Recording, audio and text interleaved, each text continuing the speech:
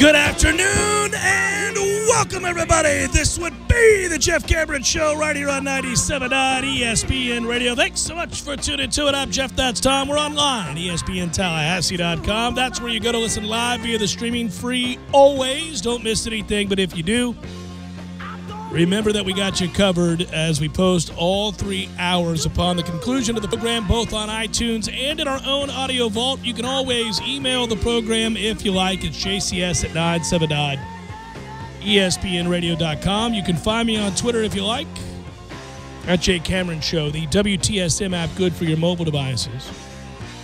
So, the staff is filled out. The schedule is out. Does everybody feel complete? Are we okay? Can we all exhale beyond gripes regarding certain elements of the staff or anything like that? Do you feel better now that things are in place? I think so. I think we like completion. We want things to be done. We want to know that we can put things in the rear view and look forward. You know, speaking of looking forward, and we'll get into the new hires, and we'll also obviously have the first rendition of W's and L's for the upcoming season. We never stray too far from that once the schedule comes out. You get an early January edition of W's and L's, which is always exciting. I'm pumped. Me too. But you know what I realized too in looking at the schedule, and this was long before the schedule came out. We already knew that we were playing Notre Dame on the road, and I also figured that given that Notre Dame doesn't really have to adhere to the same rules as everybody else in the ACC in football because they're not officially a member of the ACC in football, that we were going to get a rather sparse number of tickets for that game. And thus, if you are a booster or just a fan who wanted to go to that game and were looking to purchase tickets, good luck, because you're going to get screwed. That's how that's going to work. You're getting screwed, no doubt about it. No chance. Start hitting the secondary market. You're not getting tickets unless you're rich. That's how it works. It's the way of the world. The Booster Club did send out an email documenting the screw job. And you know, I mean, not just screwing, Mitch. That's right. I get it. I mean, it's not their fault necessarily. But Notre Dame's going to provide Florida State with around 5,000 tickets for that game in South Bend. That game is in November. You know how great is that, Tom? Getting to go to South Bend to cover this game in November. We've talked about this. We're going to go to Chicago and then head on over to South Bend, and we'll cover this game. But this is an allotment that is a far cry from the demand. The demand for Florida State fans, when you look at that game on the road, is going to be far greater than the 5,000 you get. And, man, you know, some people are going to be pissed. Not just screwing, Mitch. Yeah. I'm not surprised. If you like, since I began with this, I might as well go ahead and give you the actual statement. Let's begin with this. Ticket requests for previous Florida State Notre Dame games have historically exceeded the supply, which also must accommodate the required institutional needs for road games. For games where demand for tickets exceeds supply, the Florida State Athletics ticket priority policy sets limits on ticket quantities by donor level. See, when we get to that donor level thing, that's if you're not rich, you're screwed. Historically, more than 80% of FSU's donor base requests tickets for high-demand games. Yes, makes sense, right? You want to go to the good games. You're not requesting tickets for that road BC game necessarily, now that we've done it a bunch of times. Certainly not the road Duke game. You want the road Notre Dame game. Yeah, that's the one. That's the one. Yeah. That's the one you'd like to go to. That's the ticket, literally. Maybe the road Florida, the road Clemson, something like that, right? Not the road Wake game. You want the road Notre Dame game. Given the tickets available for sale and the expected demand, the following request limits have been set. Legacy Chiefs, Platinum Chiefs, and the top 150 donors will have a shot at 4 tickets each. You guys can get 4 tickets. There you go. That you have to pay for, though. Oh, yeah. It's not. You got access to them. Correct. Right. You're going to be paying for them. That's not. If you're a Legacy Chief or a Platinum Chief or a top 150 donor, the cost of those tickets are nothing to you, so you'll gladly pay for those. Golden Chiefs, you got a shot at 2 tickets. Everybody else, go to hell. Now, that's not what they said in the letter, but that's how it's translated. Seminole Booster members at the Golden Chief membership level and above may place their Notre Dame ticket requests beginning today. Got to call now, 644-1830. That's 850-644-1830. Please, by all means, get those requests in. While there are these are the most strict limits ever set for an FSU road game. History of the program. Never been a more wanted ticket. The restrictions are overwhelming. The Noles expect to be able to fulfill donor requests for the other away games. If you're worried about those, you're going to be all right with those games. So if you're looking to go to that NC State game and hang out with the townies, then you're going to be all right going to NC State. You'll get to see the fair and try to avoid being peed on. How about a September Saturday with Syracuse, right? Probably not going to be a problem. Probably not going to be a problem. They can get those. You probably can get those. Oh, yeah. Well, that's okay. We're good. We recognize that the issue of tickets being in high demand at Notre Dame is not unique to Florida State, and we have worked to secure as many tickets as possible. Despite our efforts, we still expect our demand from donors will exceed the supply. That, according to Stan Wilcox, indeed. We have never had a game where we had to set such restrictive limits, said Andy Miller. He is the president and CEO of the Seminole Boosters. You guys know that. So, yes, this is passing the buck on to our friends up at South Bend. That's what this is. Typically, we've been able to provide our Golden Chiefs with at least 4 tickets and at least 2 tickets to our Silver Chiefs and Tomahawk-level donors. Yeah, you peons, we've even given you a chance to get tickets. It's a very unique situation with the supply of tickets so limited. And that's the way it works. You know, even our Twig donors, you know, those people, you know. Those that drive by the stadium and toss a rock and say, go Noles. Yeah. We've been able to get you a shot at a ticket or 2 from time to time. The rock donors. Yeah. Yeah. Those are the guys they drive by with a garnet rock. Love you, Noles. Don't forget about me. And you keep going towards Mabry. So it's really difficult. But, you know, that's what we got. That's the deal. So the secondary market is where everybody's going.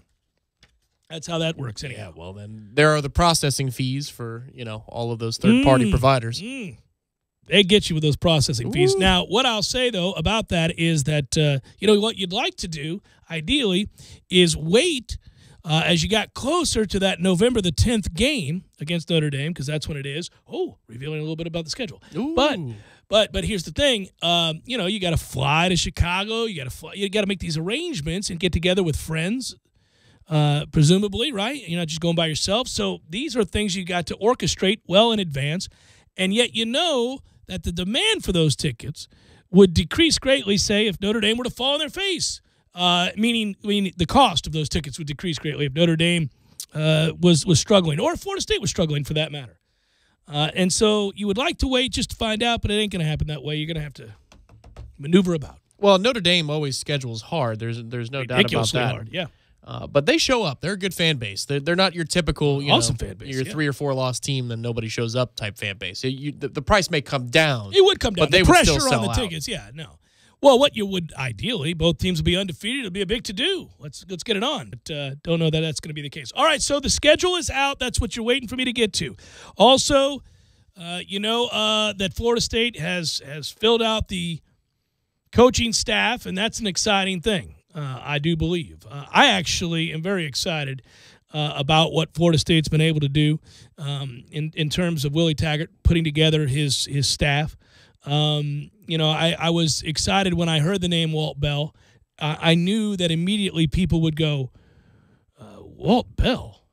What the hell? And then they'd look at Maryland's kind of downfall. But Tom remembers Walt Bell very, very well, because at the beginning of this season, I was championing Walt Bell and the Maryland offense going into Tejas for a big game, first game of the year, and boy, did they put a number up on the Longhorns, and that's a good thing. Then they had quarterback injuries, and it went to hell in a handbasket. They could have put up their whatever score they wanted that first Saturday of the season after I had locked Texas as a 16.5-point favorite or something along those lines. I took Maryland. Oh my! And I had them.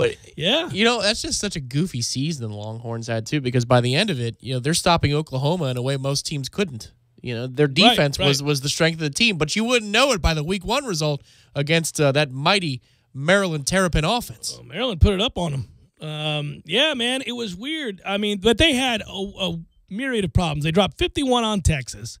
They dropped 63 on Towson, whatever.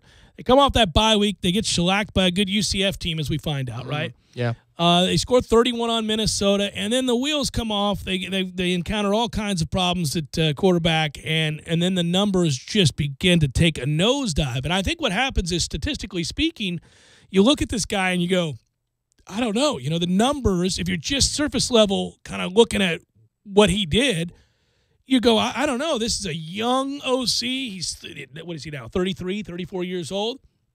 But what he was, I did post, I'll pull a Greenberg here for you. I did post on my Twitter feed an article that was written. What Twitter feed is that again? At Jay Cameron Show. There was an article about the rising star that he was and how well thought of he was and his background. It's very informative. I just posted it just because it's informative. You're free to kind of figure out what you want about Walt Bell. But if you look in coaching circles and you do enough research, you'll find that this is a promising young coach that figures to be a head coach someday. In fact, turned down a head coaching job already at such a young age. Charismatic, well thought of, very, very smart, and a guy that I think relatable to recruits, and also a coaching acumen that is extremely well thought of in the coaching community. So that's good. Well, he was paid well at Maryland, so I think it was $500,000 before coming here to Tallahassee. So, you know, obviously it's a bit of a raise, but this is a stepping stone job. I mean, clearly he's on the path to becoming one of those bright minds as either an OC that actually calls the plays, which again, Willie Taggart's going to be calling the plays here. This may be some sort of hybrid role with the title of offensive coordinator, but this guy is trying to use this place with the talent we have at Florida State to his advantage long-term for his career. Well, let's look at something here, okay? Let's look at a guy who was going to school. He was in medical school, or he was taking the prerequisites to go through medical school because his dad did and his granddad did and the whole thing, right? And he gets started, and he realizes that maybe his real love isn't that. It's coaching. And his granddad gives him a lesson and says, you know, do what you want to do. You know, find your passion and pursue it. And that's the freedom he needs to make a run at being a college football coach. And at the time, he's thinking he's either going to do that or join the military. And the reason he thinks that is that he, number one, loves to compete. Number two, loves to teach. Number three, loves to mentor. And Tom. And C. We all need to. Yeah. And see people around you become better human beings. That's a quote. So those are the things that he was looking at, and he thought, well, coaching provides that opportunity, and so does the military. And so buttoned up, smart, has a direction, has a philosophy, has something he wants to do, is passionate, and immediately begins to ascend. And so when you start going through and looking at his pit stops and the areas that, you know, where he's coached before and what he's thought of, I mean, again, he's a guy that already had been offered a head coaching job at that age is kind of stunning. So I have a feeling that sitting across from Willie Taggart, he interviewed extremely well. I also have a feeling, and it's important to know this, that while Willie Taggart will be calling plays, you do get the sense, just in general, when looking at the staff that he's hired, that he wanted to be sure he had people that, A, he could work well with, that had a similar philosophy, that was certainly young and strong in the area of recruiting. But one thing about play callers is that you do hire OCs to be more than just guys that are recruiters in this case, or if a receivers coach or whatever it might be. You are obviously taking their input. Game day is a lot about situations. You know, the game planning that goes on through the course of a week, Tom, involves direct input from these guys where the give and the take and the honest dialogue leads to a game plan. Now, in game, if a head coach, in this case Willie Taggart, wants to call the plays, fine, but they come together on these things. And so, you know, I think it's important to have a good X's and O's guy around you and a guy who's of like mind and has the same kind of philosophical background. Well, they were looking at Loxley at Alabama. I mean, Loxley wasn't going to come here just to listen only in the offensive game plan meetings. He was going, they were going to put their heads together, brainstorm about a game plan.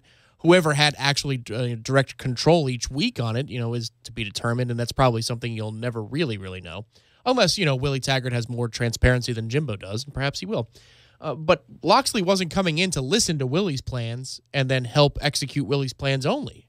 You're trying to get a greater idea based upon what everybody sees on film. So because he was turning to a veteran like Loxley to come down here, that tells me that the role of Coach Bell here is going to be quite similar. It's going to be a collaborative effort rather than he's going to be a subordinate only to Willie. Well, and they put up numbers at Arkansas State, and then you go from there. I mean, you look at a guy with Middle Tennessee and then North Carolina with Larry Fedora. Here's one thing I'll say is you and me and others that have been at times rightfully critical of aspects of that offense, I continue to repeat this, are going to have to go into this season with an open mind.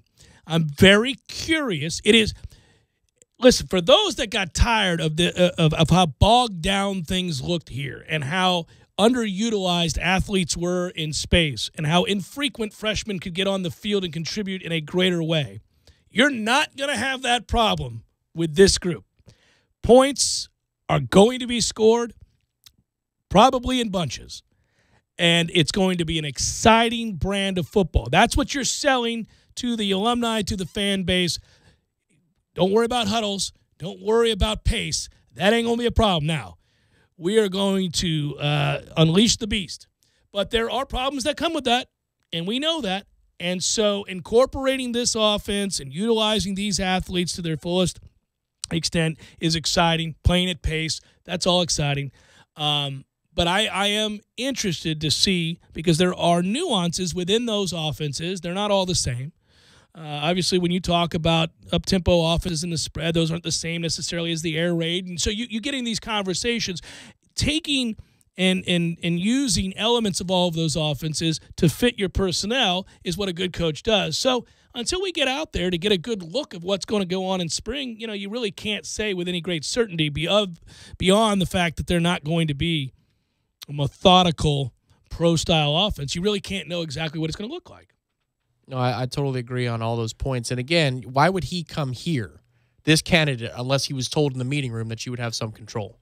Well, that you would grow as an offensive mind while here. Well, and what an opportunity though too. I mean, These guys must be salivating to go the level of athlete that you're now going to be able to coach. It's not just that though, because if you came here just to listen only, I don't know that you'd leave a $500,000 job at Maryland and you just take your next big head coaching opportunity, be it low level Power 5 or Group of 5 or whatever. I don't think you'd up and move to a new situation unless there were assurances when you sat across from Willie Taggart that you are going to be heavily involved and you're going to learn and grow in the position. It just, at that age, it wouldn't make sense to make that move. And again, with the context that Loxley was the candidate that we were waiting on, Willie's not looking for somebody who he's just going to delegate to in terms of here are your tasks for the week, and this is how I see it, and that's the way we're going to go, my way or the highway. You're bringing in another mind so you can collaborate together. I think it's fascinating that this was a process, and when we get a chance to talk to Willie Taggart, I'm very excited about the next opportunity that I get to talk to him in an interview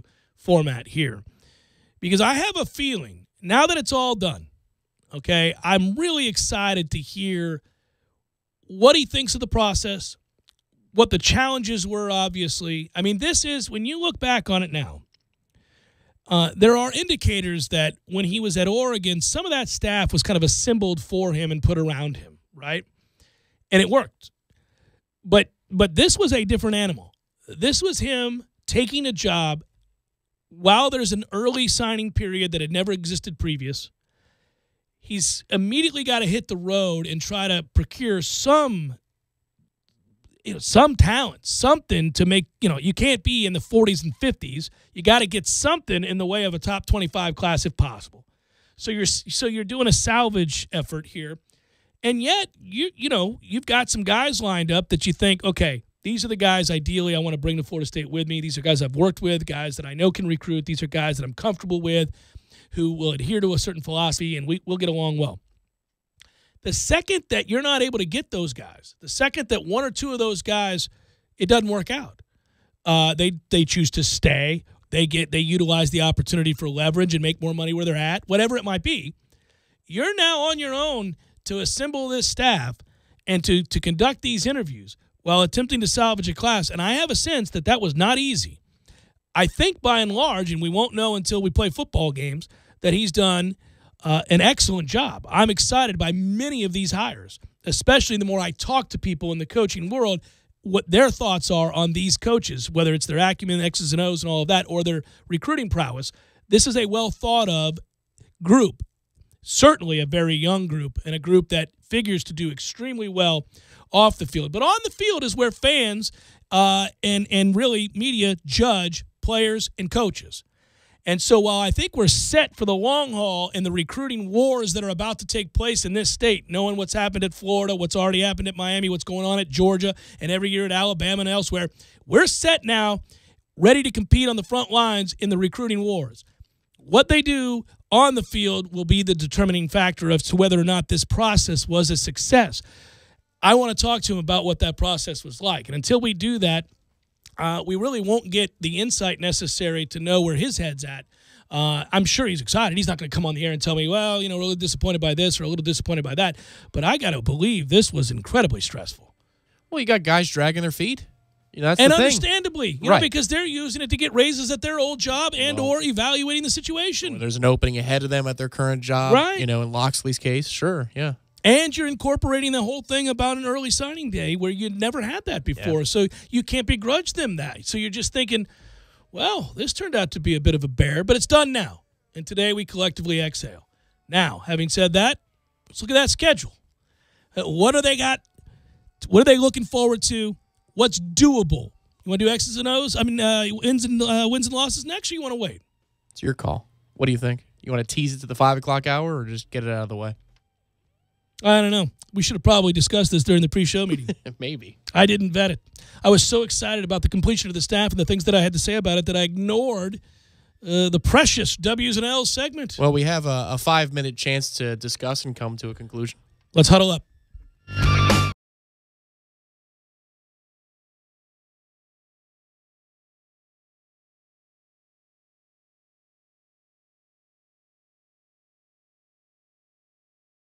When you're in need of auto repairs, look no further than Nice Tire and Auto Service. Nice has been in business for 16 years with long-term, knowledgeable sales associates. They have the latest wheel balancing machine in the industry. And for passenger vehicles, they service AC, brakes, suspension, tune-ups, and much more. Never sit through a long wait. Nice Tire and Auto has 10 service bays to get you back on the road quickly. If you have tire problems, check out their large inventory with various Goodyear and Michelin tires. Nice Tire and Auto Service, 4792 Bluntstown Highway, 574-4100.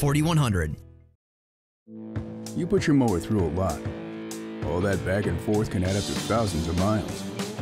That's like mowing cross country. Gravely commercial mowers are built for all-day performance, helping you get the job done mile after mile. Gravely, built to mow the distance. Get your Gravely motor only at TNT Supercenter, your one-stop shop for work or play. 14585 Highway 19 South, Thomasville, Georgia. TNTSupercenter.com. I'm talking tough, like a state of mind. Tough, like a soldier on the front line. Tough when it gets rough, like my Ford truck, always enough. I'm talking tough. Franklin Spring Creek Ford. The place to find your next truck in southern Georgia. I'm talking tough. Hey y'all, we're Chris and Preston from Low Cash. Head to Franklin Spring Creek Ford and see them about all of your vehicle needs.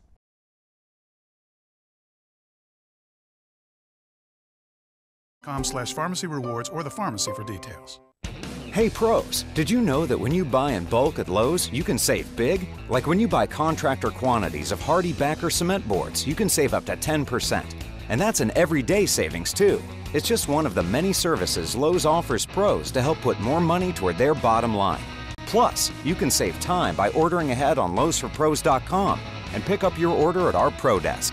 Learn more about what we can offer your business by stopping in and talking to one of our pro services specialists today. 97.9 ESPN Radio congratulates Leon's Maddie Powell, January's female winner of the Dale Earnhardt Jr. Buick GMC Cadillac High School Scholar Athlete of the Month. Maddie was named Leon Soccer's most valuable offensive player in 2016-17 and serves as a team captain this season. She set program records on the track in both the 100 and 300 meter hurdles as well. In the classroom, Maddie Powell commands a perfect 4.0 unweighted GPA while taking a full slate of AP and honors classes, all while being involved involved in the community. Maddie has worked at the Leon Humane Society for over 3 years, served as a Special Olympics partner in soccer, softball, and track and field, and she's logged over 200 hours of service time with the Leon Lions United program. As January's female winner of the Dale Earnhardt Jr. Buick GMC Cadillac High School Scholar Athlete of the Month, Leon's Maddie Powell is now qualified as a finalist for the $2,500 end-of-the-year scholarship. To support the folks at Dale Jr., check them out on the corner of Capitol Circle Northeast and Miccosukee, or by visiting online at Dale Earnhardt Jr. BuickGMCCadillac.com. People make your business work. But how do you find the right talent? ZipRecruiter. One click posts your job to over 100 top job boards. Then, smart matching technology instantly alerts quality candidates about your job. No wonder 80% of employers who post on ZipRecruiter get a quality candidate through the site in just one day. ZipRecruiter, the smartest way to hire. To try ZipRecruiter for free, just go to ZipRecruiter.com/build. That's ZipRecruiter.com/build. Right now at O'Reilly Auto Parts, pick up a 5 1/4 ounce bottle of Lucas Fuel Injector Cleaner for $4.99. Clean and lubricate your fuel system while increasing miles per gallon with a bottle of Lucas Fuel Injector Cleaner for $4.99 at O'Reilly Auto Parts. Better parts, better prices every day. Limit supply. See store for details. O'Reilly Auto Parts. Oh no! My lunch has been ravaged by ants. Go to Bandito's Burritos. Tallahassee loves the corner pocket as much as a crystal ball winning catch. He's looking, he lost it to the end zone. It's Benjamin! Touchdown!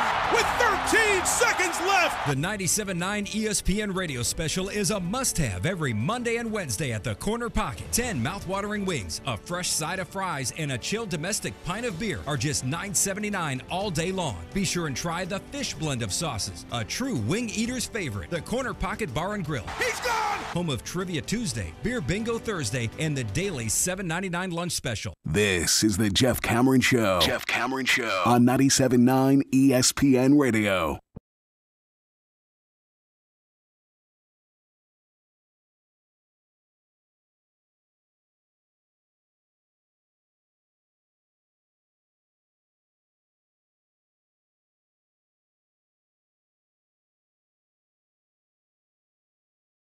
Show 97.9 ESPN Radio.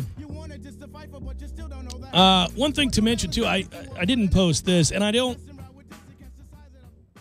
always do this, but I should make reference to a November the 4th, 2015 article on David Kelly, and the reason I bring that up is he too has been added, and it's something to note here.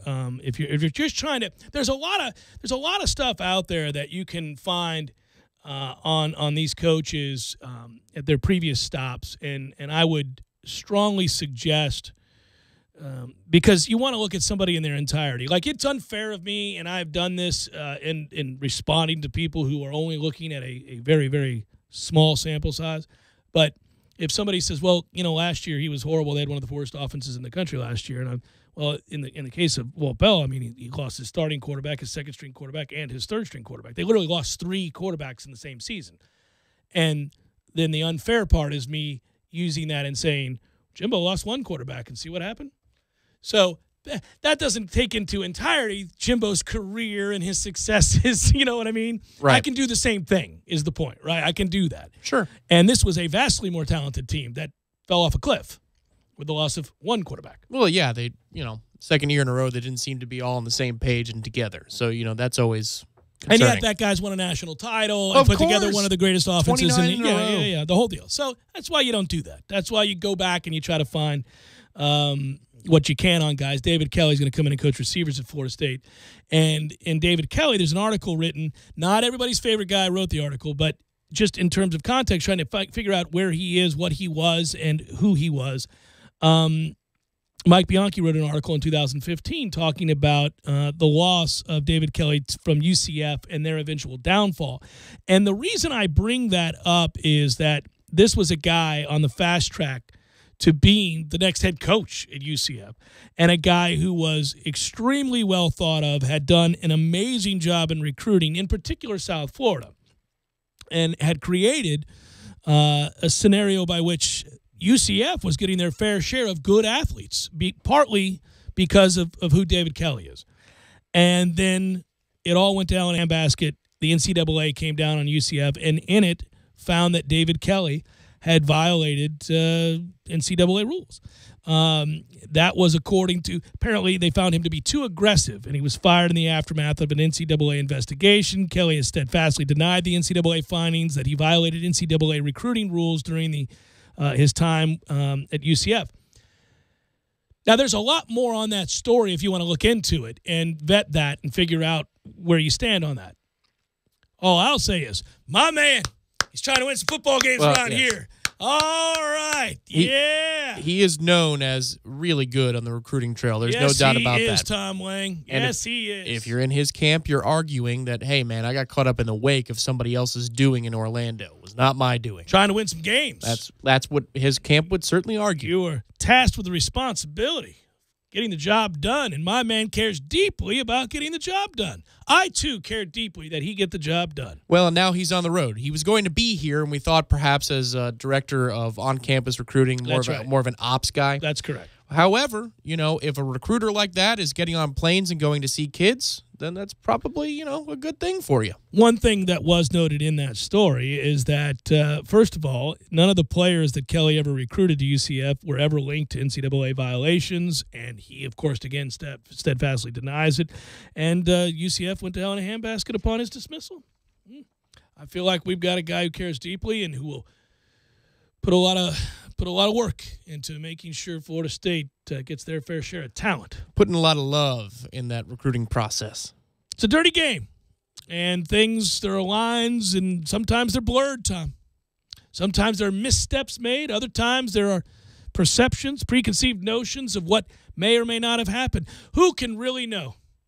All you got to know is that you got to have a guy who cares deeply. It's a little bit like your favorite player that may or may not have known what was in the supplements he was taking, trying to better his body for the team, to get better, to be bigger and stronger and faster. Yeah. These are guys, they care so much about winning that sometimes they don't read the labels. Sure. Henry Mejia for the Mets, remember him? Don't read the labels closely as they need to. He cared 3 consecutive times to the point where he got banned from baseball. That's how much he cared. His care level is admirable.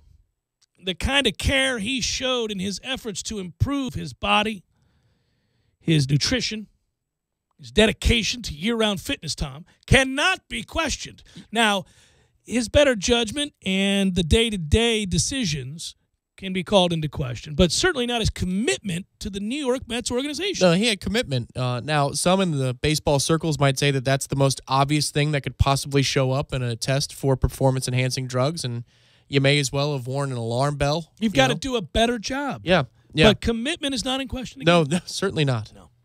So I like knowing that we have no commitment issues here at Florida State currently in the recruiting trail. And listen, there might be veracity to his statements. Well, he might just be a badass in the living room convincing kids that they want to come play with him and his program. So all jokes aside, and this is something to look at, and I've learned enough doing this job over time that things aren't always as they appear, as we all learned when Tallahassee was under assault.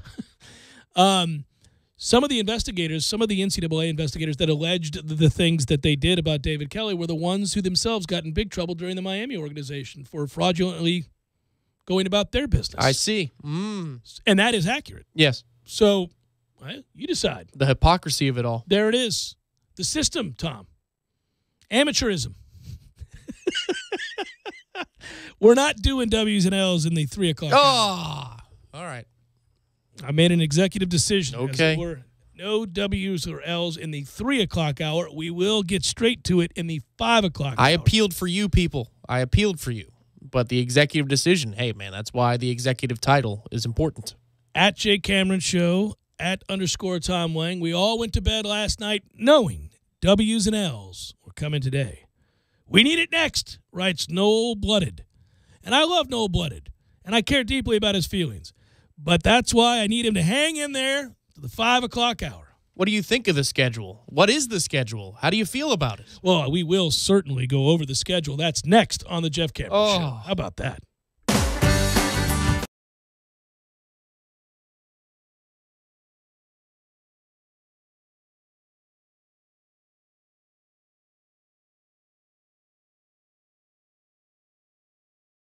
When you're in need of auto repairs, look no further than Nice Tire and Auto Service. Nice has been in business for 16 years with long-term, knowledgeable sales associates. They have the latest wheel balancing machine in the industry. And for passenger vehicles, they service AC, brakes, suspension, tune-ups, and much more. Never sit through a long wait. Nice Tire and Auto has 10 service bays to get you back on the road quickly. If you have tire problems, check out their large inventory with various Goodyear and Michelin tires. Nice Tire and Auto Service, 4792 Bluntstown Highway, 574-4100. You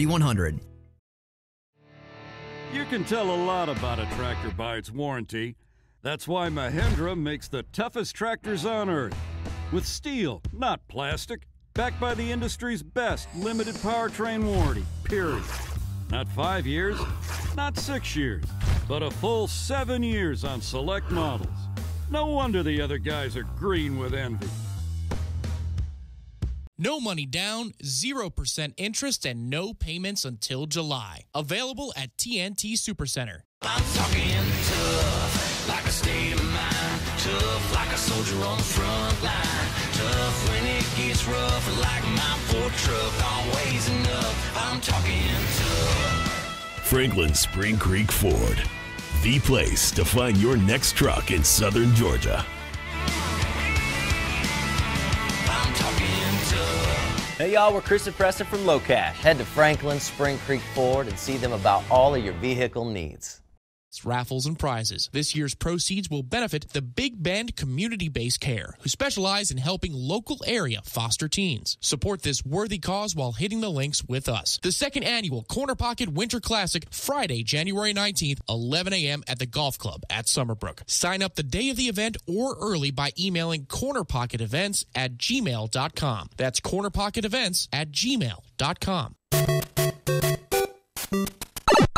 Games for Less, the only locally owned and operated gaming store in town, has Tallahassee's largest selection of new and used video games and game systems. The future of video gaming is at Games for Less, where they have both the PS4 and Xbox One. It's time to trade in your old systems and elevate your gaming experience now. Games for Less is also your headquarters for the best in retro gaming. Atari 2600, original Nintendo, Super NES, or Sega Genesis, you name it. They got it at Games for Less. Games for Less, the Super Walmart Shopping Center on Appalachian Parkway. Give them a call today at 850-219-3535. That's Games for Less.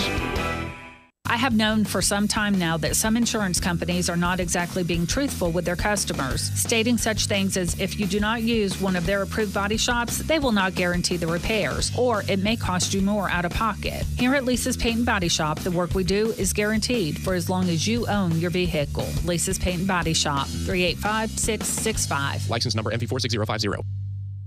Hi, Chris Kraft for Kraft Nissan. You know that Kraft Nissan is the home of free lifetime warranty on all new Nissans and most pre-owned vehicles. Unlimited time and unlimited miles. Good anywhere in the U.S. or Canada. You also know that Kraft Nissan will give you purchase and lease options in writing with our Easy Choice menu. Not a lot of scribble with a Sharpie marker. But did you know that Kraft Nissan has a military program for active, reserve, retired military, or recent veterans? The Nissan military program gives you our best price with none of the haggling. You serve, you save with special pricing at Kraft Nissan. Kraft Nissan also has Nissan's Corporate Business Partners program. Are you an employee of a company that does business with Nissan? If so, you will save thousands with below invoice employee pricing. Just some of the hundreds of companies eligible for this program are FedEx, UPS, Allstate, State Farm, AT&T, Verizon, Wells Fargo, and Xerox. Call or stop by Kraft Nissan today to see if the company you work for qualifies. And remember, if you don't see the Kraft tag on your car, you paid too much, way too much. Kraft Nissan on Mahan Drive between Academy Sports and Costco. Right now at O'Reilly Auto Parts, pick up a 5 1/4 ounce bottle of Lucas Fuel Injector Cleaner for $4.99. Clean and lubricate your fuel system while increasing miles per gallon with a bottle of Lucas Fuel Injector Cleaner for $4.99 at O'Reilly Auto Parts. Better parts, better prices every day. Limit supply. See store for details. O'Reilly Auto Parts. ESPN Radio Sports Center. I'm Christine Lisi. At this hour, Todd Haley will not return as Steelers offensive coordinator next season. His contract's set to expire after this season. With Haley, Pittsburgh had one of the league's most dynamic offenses, so it's a little perplexing to let him go, in the opinion of ESPN's Steve Young. He's done as well as anybody in the history of the Pittsburgh Steelers. And maybe it's personality, maybe it's a problem between him and Ben. But my gosh, if you ask for me to come in as an offensive coordinator and do a job, nobody's done it better in that way for a number of years. ESPN's Chris Mortensen reports QB coach Randy Fitchner, who is close to Ben Roethlisberger, expected to be promoted to offensive coordinator. Steelers O-line coach Mike Munchak declined a second interview for the Cardinals head coaching opening. Dolphins receiver Jarvis Landry told the Miami Herald he's not happy with his contract talks with the team and how they've played out, but he still wants to remain in Miami. Landry can become an unrestricted free agent next month. NHL, this could be a milestone night for Penguins superstar Sidney Crosby. He is 1 goal shy of 400 heading into Pittsburgh's matchup in Anaheim tonight. Trey Wingo here. Coming up Thursday, Mel Kiper Jr. is stopping by with Mock Draft 1.0, plus the latest from the NFL with Adam Schefter, and Stugatz joins us. Golic and Wingo, Thursday, 6 Eastern, ESPN Radio, ESPN2. This is the Jeff Cameron Show on 97.9 ESPN Radio.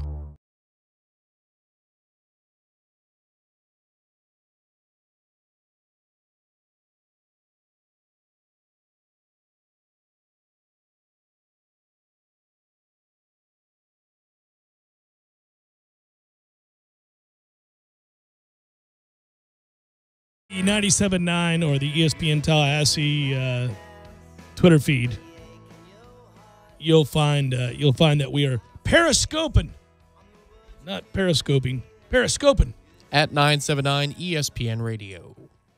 Yeah, we are periscoping the show.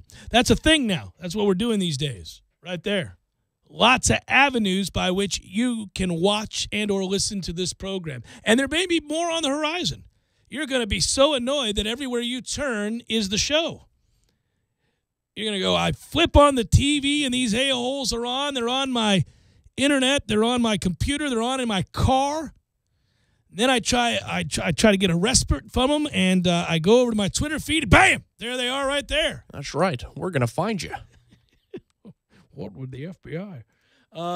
Yeah. They'd be periscoping our show. Yeah. So that's good. No, and there may be, like we say, see, Tom is relentless in his efforts to promote the show. He is as loyal a soldier as there is and really good at his job as the executive producer of the Jeff Cameron Show. And so it's nice that when I come in, he goes, hey, man, we may be on something else tomorrow. And I go, all right. That's how that works. Yeah, yeah. You know, when these things first came out, these technologies, they were a little bit more strict, it would appear. They're loosening up a little bit? Yeah, well, because they want to have people, come to their product. I mean, we just made Twitter 0.000000001% more popular. That's what we did. Well, I mean, how does Twitter make money off of? They can put pre-roll and mid-roll ads. Pre-roll? Okay, yeah, I got you. Yeah. I didn't know that. That's what Facebook Live is doing right now, for example. And there's a chance we'll be on Facebook Live. Working on it. It's an outside deal there. So they have a lot of restrictions. Periscope's a little bit easier, just a matter of the technology working with the software we have. But Facebook Live, they do have quite a few rules. All right. I'll go through and name every single member of this new coaching staff in a bit. We did have a caller a moment ago, and that person was asking us to please go. They weren't in a position to be able to look, and they just want us to go through, just as a reminder, position, name, a little bit of background. We will do that. I mean, I know we gloss over it and make certain assumptions. That's my fault as a host. Just day to day, you're inundated with these guys and what they do, and sometimes I forget that not everybody is so thoroughly invested in the coaching hires, especially as we get further down the ladder with certain employees that you may not know. So, okay, we'll go over those in a bit. I think people may want to take notes. We keep these things. Well, documented. I mentioned when Dante Pimpleton was hired, the running backs coach. But, that was a little while ago. He was hired a few weeks ago, and I just didn't. And, he had worked with Coach Taggart at Western Kentucky, and he'd worked with him at Oregon, and he's a big-time recruiter and all of that. And so I just moved on from there. Who is this Coach Haggins or Hagens guy? Who is he? Going to be coaching the defensive line? Surely glad. I got to tell you, with all of the coaches and all of the names and all of, the day-to-day efforts to glean who exactly would be coming here, who were the candidates, why were they a distinct possibility, or why might they stay where they currently were, what other offers did they have. The guy that I think I'm most excited about after the research and then having just perhaps a surface level knowledge of him from watching big-time college football on a regular basis is Harlan Barnett, the defensive coordinator. That was the guy that I was most concerned about, the guy that I needed to know, was of the quality we're going to need as we go through this transformation, because one of the problems, no matter what you run on offense, whatever style you like, dislike, whatever it is that you think we ought to be doing, the truth is that once that's in place, that's what your defense sees. And thus, they're going to need a man who's well-versed in other ways and other offenses and how to stop them and prepare to stop them that differentiate and have obviously a background in doing so, because I think that there are pluses and minuses certainly to any system you run. That's a given. And if you're going to run this thing where you're playing up tempo and you're spreading it out and you're utilizing your quarterback in the run game and all of that, well, your defense, quite frankly, it's going to get better at stopping that, because they see it every damn day. Yeah, that's a good point. And given that, Clemson is on the schedule every year, and if they have the athletes that they like, well, okay, we might be able to naturally match up with them a little bit more because we've been preparing all camp We long. do it all the time, right? And some will argue that one of the reasons we've struggled against offenses like that is that our defense on a daily basis never sees it. In fact, quite the opposite. They saw a slow as molasses, methodical, arduous, please snap the damn ball kind of offense on a day-to-day basis. Must have seemed like the Indy 500 when they got out there and saw anybody running reasonably quick. Kelly could have made any and every check he wanted to take two your time, times guys. over. Take your time. Go run a lap. Come back. I'm sure they haven't snapped it. You got time. Now, Tavares, this is 3rd and 6, but you're lined up at 10 yards depth. So we want you to step up. We frown upon that, Tavares. 4 more yards. Listen, they're not even getting in their checks Don't right worry now. about that yet. Their protections haven't come in yet. So we would have called timeout twice by now. So right now, you're on the 22. We need you to be on the 26 because that's where the first down would be. Now, hang on. They're about 10 seconds away from running the play, so let's move on. Let's get set here. Let's go. Let's get. In fact, give me some different personnel in here. We got a little bit of time, right? You know what, Stanford? Come in. Tavares is done for today. Clearly taking some time off. Come on in, Stanford, and line up. Yeah, right there. No, the 26. Oh, they're about to snap the ball, so get ready. Good job. You're ready to go. Here's the excitement one should feel as we count it down many, many months from now. It will happen. So you get geared up, you get giddy, you get to talking about the tailgates and the fun that's going to take place, and then you hurry up and wait. And it can be tough that way, but we're all excited first and foremost to look ahead to the spring game. And in the interim, you hope our basketball team gets it together, and soon the start of FSU baseball will have to carry the day. We know this, and obviously the NFL playoffs are underway. Big time, almost done, in fact. Damn it. But all of that said, September the 3rd, Virginia Tech, Monday night.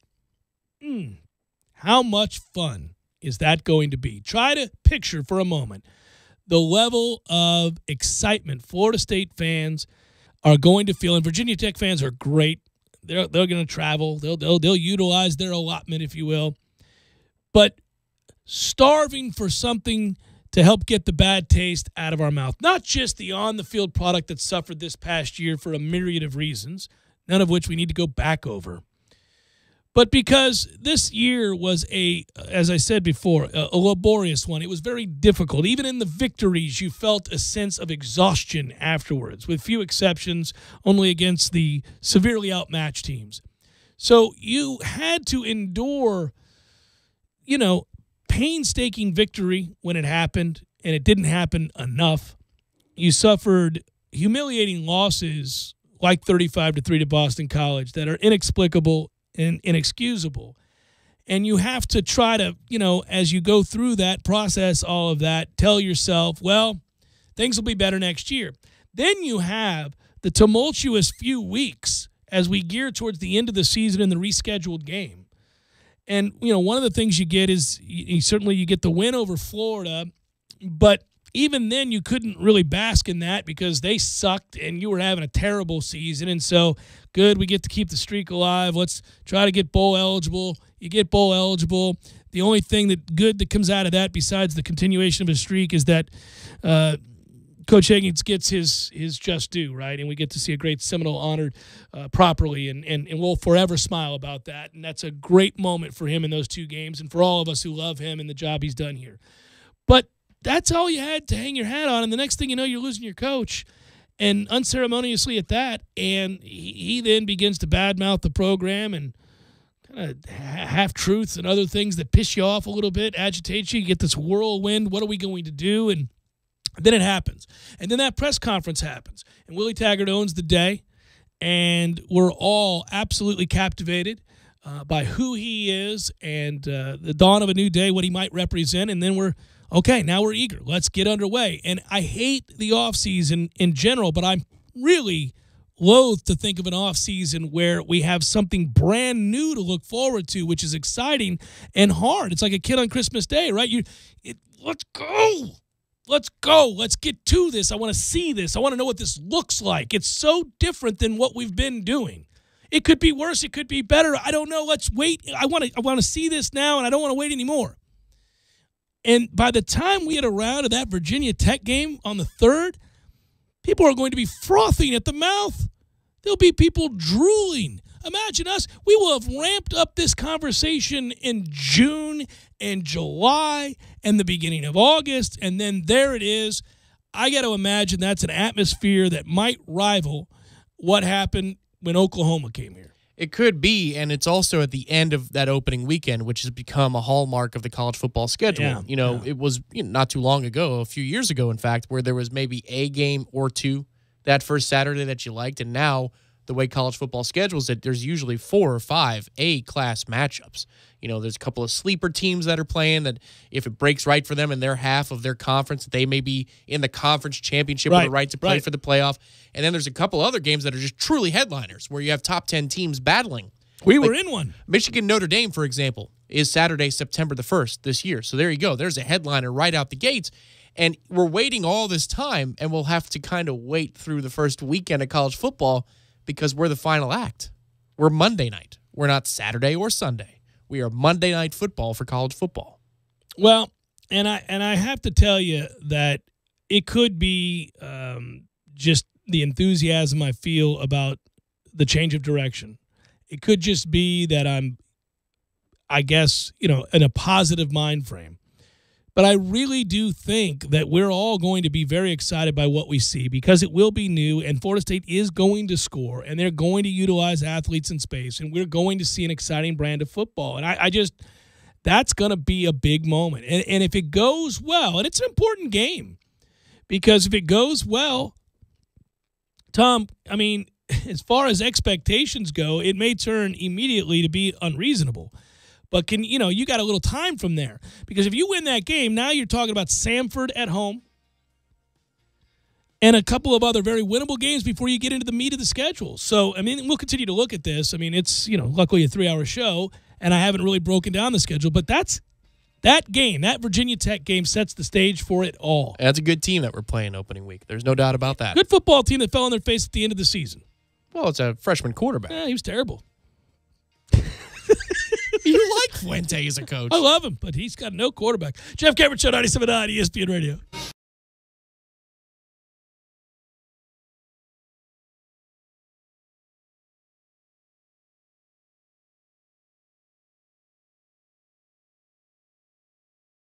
When you're in need of auto repairs, look no further than Nice Tire and Auto Service. Nice has been in business for 16 years with long-term, knowledgeable sales associates. They have the latest wheel balancing machine in the industry. And for passenger vehicles, they service AC, brakes, suspension, tune-ups, and much more. Never sit through a long wait. Nice Tire and Auto has 10 service bays to get you back on the road quickly. If you have tire problems, check out their large inventory with various Goodyear and Michelin tires. Nice Tire and Auto Service, 4792 Bluntstown Highway, 574-4100. You put your mower through a lot. All that back and forth can add up to thousands of miles. That's like mowing cross country. Gravely commercial mowers are built for all-day performance, helping you get the job done mile after mile. Gravely, built to mow the distance. Get your Gravely motor only at TNT Supercenter, your one-stop shop for work or play. 14585 Highway 19 South, Thomasville, Georgia. TNTSupercenter.com. I'm talking tough, like a state of mind. Tough, like a soldier on the front line. Tough when it gets rough, like my Ford truck. Always enough. I'm talking tough. Franklin Spring Creek Ford, the place to find your next truck in southern Georgia. I'm talking tough. Hey y'all, we're Chris and Preston from Low Cash. Head to Franklin Spring Creek Ford and see them about all of your vehicle needs.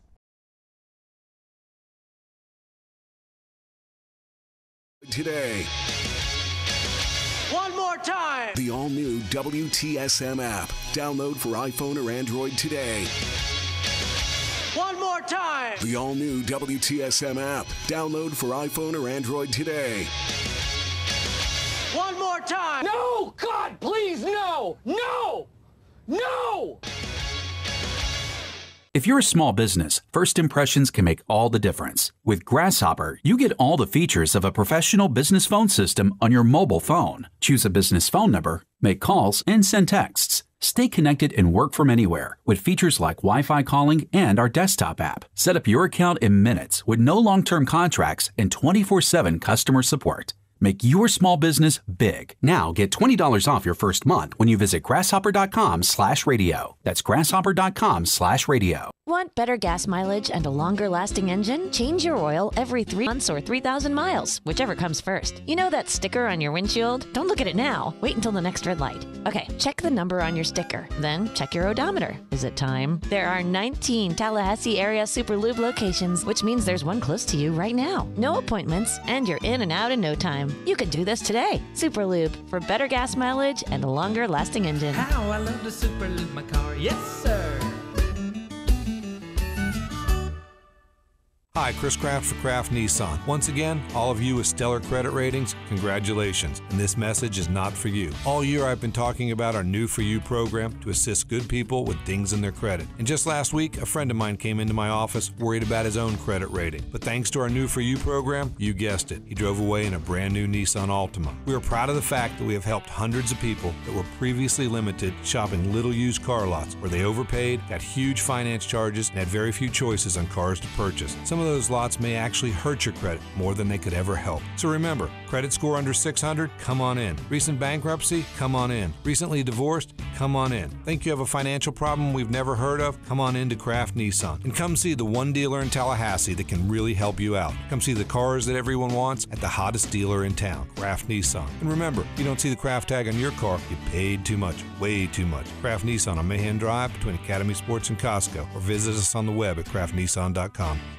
This is 97.9 ESPN Radio, WTSM, Woodville, Thomasville, Tallahassee. ESPN Radio Sports Center. I'm Christine Lisi at this hour. Todd Haley will not return as Steelers offensive coordinator next season. His contract set to expire after this season. With Haley, Pittsburgh had one of the league's most dynamic offenses, so it's a little perplexing to let him go, in the opinion of ESPN's Steve Young. He's done as well as anybody in the history of the Pittsburgh Steelers. And maybe it's personality, maybe it's a problem between him and Ben. But my gosh, if you ask for me to come in as an offensive coordinator and do a job, nobody's done it better in that way for a number of years. ESPN's Chris Mortensen reports QB coach Randy Fitchner, who's close to Ben Roethlisberger, expected to be promoted to offensive coordinator. Steelers O-line coach Mike Munchak declined a second interview for the Cardinals head coaching opening. Dolphins receiver Jarvis Landry told the Miami Herald he's not happy with his contract talks with the team and how they've played out, but he still wants to remain in Miami. Landry can become an unrestricted free agent next month. NHL, this could be a milestone night for Penguins superstar Sidney Crosby. He is one goal shy of 400 heading into Pittsburgh's matchup in Anaheim tonight. Trey Wingo here. Coming up Thursday, Mel Kiper Jr. is stopping by with Mock Draft 1.0, plus the latest from the NFL with Adam Schefter, and Stugotz joins us. Golick and Wingo Thursday, 6 Eastern, ESPN Radio, ESPN2. This is the Jeff Cameron Show on 97.9 ESPN Radio.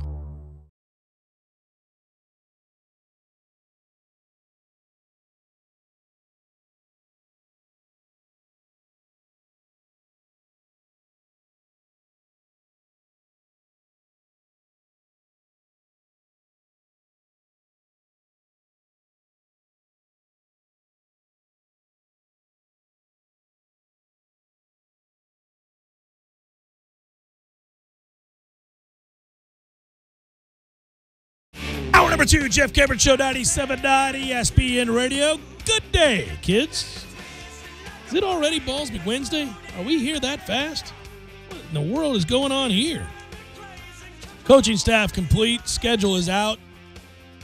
A lot going on. That's a good thing. You can email us if you like, jcs at 97.espnradio.com. Find me on Twitter at jcameron.show. WTSM app, good for your mobile devices. And if you'd like to watch us on Twitter, you can. Go to the 97.9 ESPN Tallahassee feed there. And also, we'll post all 3 hours of the show upon the conclusion, both on iTunes and in our own audio vault. Yeah, everything is still available on YouTube if you're a YouTube person. Most of you already know that because you're watching it right now on YouTube. But if you're not, then Periscope is the place to go, and you don't even have to go to Periscope. You just follow us on Twitter, and boom, you got it. Done. Hit the play button. Willie Taggart, is the head coach. He is just 41 years of age. We now have in place Walt Bell, who will serve as a offensive coordinator, quarterback coach, contributor with the offense. A very, very young coach whose star has been rising. Now, Maryland had a really tough year, but they lost not one, not two, but 3 starting quarterbacks. So that's a toughie. But if you go back and look at his track record, he's a guy that has worked at places where the offense has put up big numbers and did very, very well. He's also, hey, Tom, I figured you love the nuggets of information you gleaned from his bio that informed you that he was responsible in large part for coaching up old Ebron, your boy. That's right, Ebron. That's right. He's been an enigmatic prospect for the Detroit Lions, but that's a big-time talent out of North Carolina. So, yes, he's been around Power 5 football all over the place. Oh, he has a lot, yes, whether it's Oklahoma State, whether it's North Carolina, and others. He did really, really well in Memphis, in Southern Miss. But something to note here, too, when he went to Arkansas State and became the offensive coordinator in his early 30s, they had one of the best offenses in the country. And the head coach at that time left Arkansas State, ended up going to Maryland because they had so much success. And he brought him along with him, obviously. And so, they were really good, and then they weren't. I mean, that's what happens when you lose your starting quarterbacks. But that's the thing, okay? You love to see about progress, right? And what Willie, as the head coach, has shown in all of his stops is that there's progress from the day he walks in the door to the day he walked out and took the next job. And again, I know that's a concern that he hasn't been at the Power 5 level as the head man for very long. In fact, just a season. Even though he had a group of 5 team playing into the top 25, he hadn't been exposed to that type of week-to-week grind. Here's that test, but he's passed every test up to this one, coming to Florida State. In the same way, now you have a young and up-and-coming position coach who has been a coach, be it at a smaller level, at the Power 5 level. Then he's been an offensive mind at a lower-level Division I school, FBS school. Right. That's all good. This is all good stuff because you want somebody who's a quick riser, not somebody who's been a position coach necessarily into his 60s. This is somebody who is going to use Florida State as we're using him and his mind too. I like this. I like hires like this because if you're not looking for people in this particular circumstance who aren't looking to get something out of the relationship themselves, then they may get this job and say, well, this is my last stop. Right. And I'm good to go. Not everybody's Odell Haggins who lives and loves Florida State and bleeds for Florida State. And there's nothing wrong with that either. And there's nothing wrong with that either. But what I'm saying is, you want a staff of diversity. You want a staff that has different motivations, obviously able to work together, though. You look at Jimbo Fisher's staff these last couple of years. Who wanted these coaches? Who was trying to take them away from us? Not many people. I want somebody who wants a chance to use this place to his advantage so he can climb up the ranks himself. Because you know what happens? If he does, that means he succeeded here while he was in Tallahassee. Well, and the article that I posted on my Twitter feed about Bell and how charismatic he is and the reason that people have thought very highly of him and how he's kind of the reason he got into coaching to begin with. He's talked about his grandfather giving him advice. His grandfather was a doctor in a small town, and he talked about kind of want to follow his dad in his granddad's footsteps and maybe go and to go to medical school. And so he started in college to that end. But then later on, almost like through the blessing of family, they were told, well, if that's not your thing, if that's not your passion, then don't just do it because we did it. If you want to go and do something else, with your hard work, your work ethic and intelligence, then do it. Find your passion and do that. And so he ends up getting into football.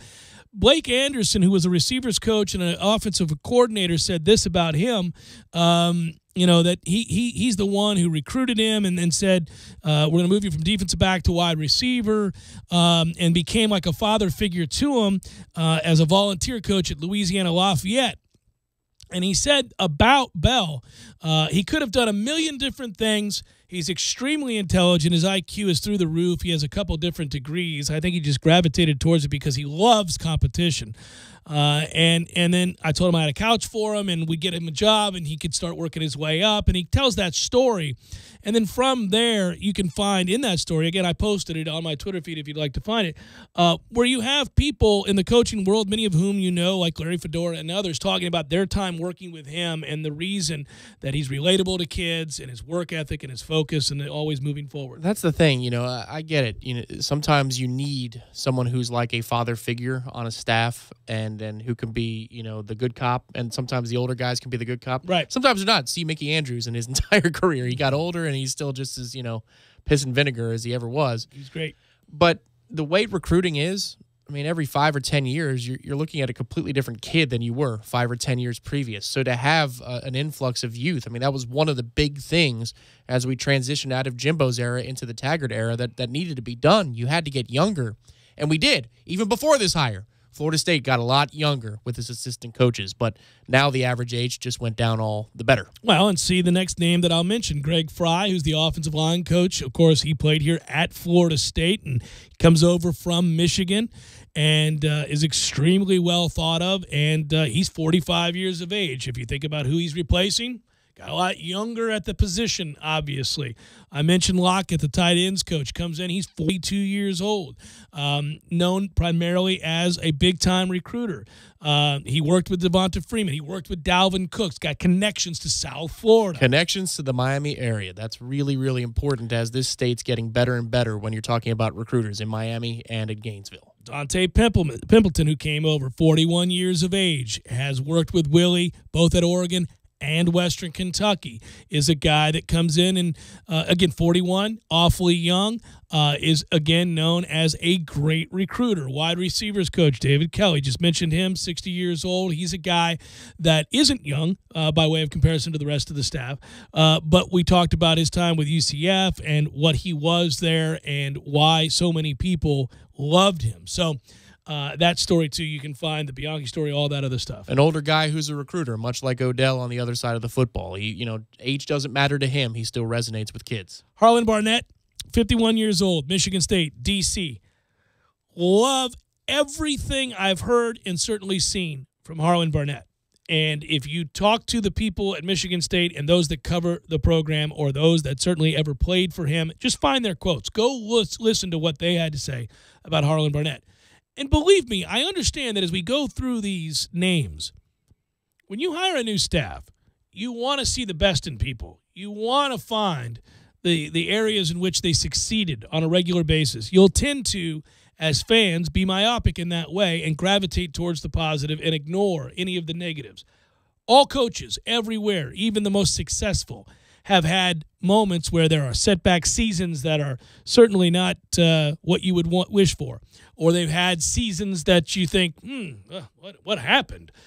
That's why I urge you to find the greater context and look at multiple stories. But one thing that's fun is when you look at Harlan Barnett, they're hard to find in terms of negativity. It's across the board like, oh, man, that's a brutal loss for Michigan State. That's what you hear universally, right? From people in the Big Ten, people who cover Michigan State, people who played for him. To a man, you hear, ooh, that's going to be hard to replace. Yeah, with the thought being from the people up in East Lansing that hopefully he's just coming here so that he can take the head job at Michigan State after succeeding at Florida State when it's time for D'Antoni to go. Right. Now, you have someone who has also succeeded with you, and he's of the program, but he succeeded elsewhere too. So he is primed for the job. Back. Right, exactly. And basically, you bring Mark Snyder with him, who worked side by side at Michigan State as a linebackers coach. He comes on to Florida State as a defensive end coach. He's 53 years old. Odell Higgins, of course, stayed on staff, which we all love Odell, and a lifelong and good recruiter, and just bleeds garnet gold. There's not much else to say. You guys know Odell Higgins. Brought in Raymond Woody as a linebacker coach. He's just 44 years old. He worked with Willie Taggart at Oregon. He replaces Bill Miller. I think it's suffice to say, without denigrating Bill, a lot of people were ready to move on at that position. A lot of people thought we needed a new segment coach. We thought certainly you could get younger and better in a recruiting role. This hire, we think, certainly does that, and Raymond Woody. Hampton comes over as the DB coach, just 43 years old. Again, he was an analyst at Oregon, worked with him there side by side with Willie, served an off-the-field role there. So he's special teams guy here as well. Sure. So, well, that could use a look. That also screams recruiter. Yeah. It just does. Yes, but special teams really needs attention versus last year. So there's some things we can do. It's needed it for some time, right? Yes. It's hard to imagine being worse than we were. Now, they may already have an answer on film with DJ Matthews as a punt returner. He just needs to know a little bit about the nuances of when to catch the ball, when not to, inside his own 10-yard line, that kind of thing. But you already have a talent there that for some reason we never saw until there was desperation time last season. You want to pronounce Coach Odorinde? Is it Odorinde? Odorinde? He's the strength coach. That is him. Yeah. Yes, Coach the strength and conditioning coach. How about Coach O? He's 37 years old. Yeah. And he's probably most noted for the misstep at Oregon. Yeah, kids checking in with exhaustion. Yeah. They had to go to the hospital, I think it was. Yes, they did. Yeah. Yeah, that was a mistake. Work some hard, Tom. Trying to win some games. Now, if you're to believe that side of the camp, the coach's side of the camp, apparently the kids checked in out of shape, and so they weren't prepared for what they were about to go through. And so they almost, Yeah. Almost. Lollygagging about. Got told what time it was, Tom. We're going to be in shape around these parts. Again, you gravitate towards the positive. Yeah. Always find the positive in situations. Listen, man, people on signing day don't say that kid could never play here. They say, well, you know what? He may be a project, but he has some serious speed. I do love the guy, as long as they're not actually tweeting at the recruit, that doesn't see it that way and is very vocal about it. That's my favorite guy on the interwebs. That guy who's like, I've watched too much tape. This kid is a stiff. We should not be offering this kid. I'm telling you, he's a loser. Like, that guy's so out of touch with how that looks, or what that sounds. How it looks, yes. Yeah, or what that sounds. That cracks me up. Mm-hmm. I mean, I'm not even attacking knowledge or lack thereof. I'm just saying that's one of my favorite guys. I will say one thing. That's just crazy. I have said all along we don't need to go after this fat ass. There are several other people that could fill that. Why do we continue? I love that guy. One thing I would say in defense of that guy is if your highlight tape doesn't look good, I mean, it's your highlight tape. You ought to look because good. If you're looking at somebody's film, you're not looking at their film. You haven't acquired an entire game's worth of film on a kid. No, you're looking at a highlight reel that they have on Huddle or 24/7 or Rivals. Yeah, right. That's what you're looking at. Like the thing the coaches do for them so that the coaches can get a better job at is some to point look here. at other things. Yeah. Yeah. But that's funny. Yeah. I mean, it's hilarious. The hardest and then to see the responses. Man, the hardest tape to watch is when kids play in a private school league. And it's just a bunch of white dudes that are, 5'6" and 150 Getting pounds. run over by the kid who's going to be a blue chipper and maybe, an All-American. It's, well, what does this film even tell me? Or anybody that has to go against an absolute freak no matter what. So, for example, watching those poor kids in Lake City trying to block Timmy Jernigan. Sure. You're just like, well, that's just not what we do. That's just impossible. That's so wrong. You just think that's just cruel and unusual. Now, that's what he is supposed to do in that situation. But what happens when he faces a real man? It's the classic, everybody's got a plan till they get punched in the mouth. They're like, now, from a technique standpoint, Wilson did a very good job here. The problem is he was thrown 7 yards into the backfield. And that's just a strength thing. There's not much he can do about that. As Willie Taggart would say, that kid's a mutant. Yeah. What are you going to do? You're like, that was the proper first step, Wilson. Unfortunately, he threw you wayward, and made the play on our backfield. But technically, you were doing the right thing there. There was no false step there. A good technique, Wilson. War Daddies. That set up 2nd and 18. Now, if we continue to roll the film here. War Daddies. It's the Jeff Cameron Show, 97.9 ESPN Radio.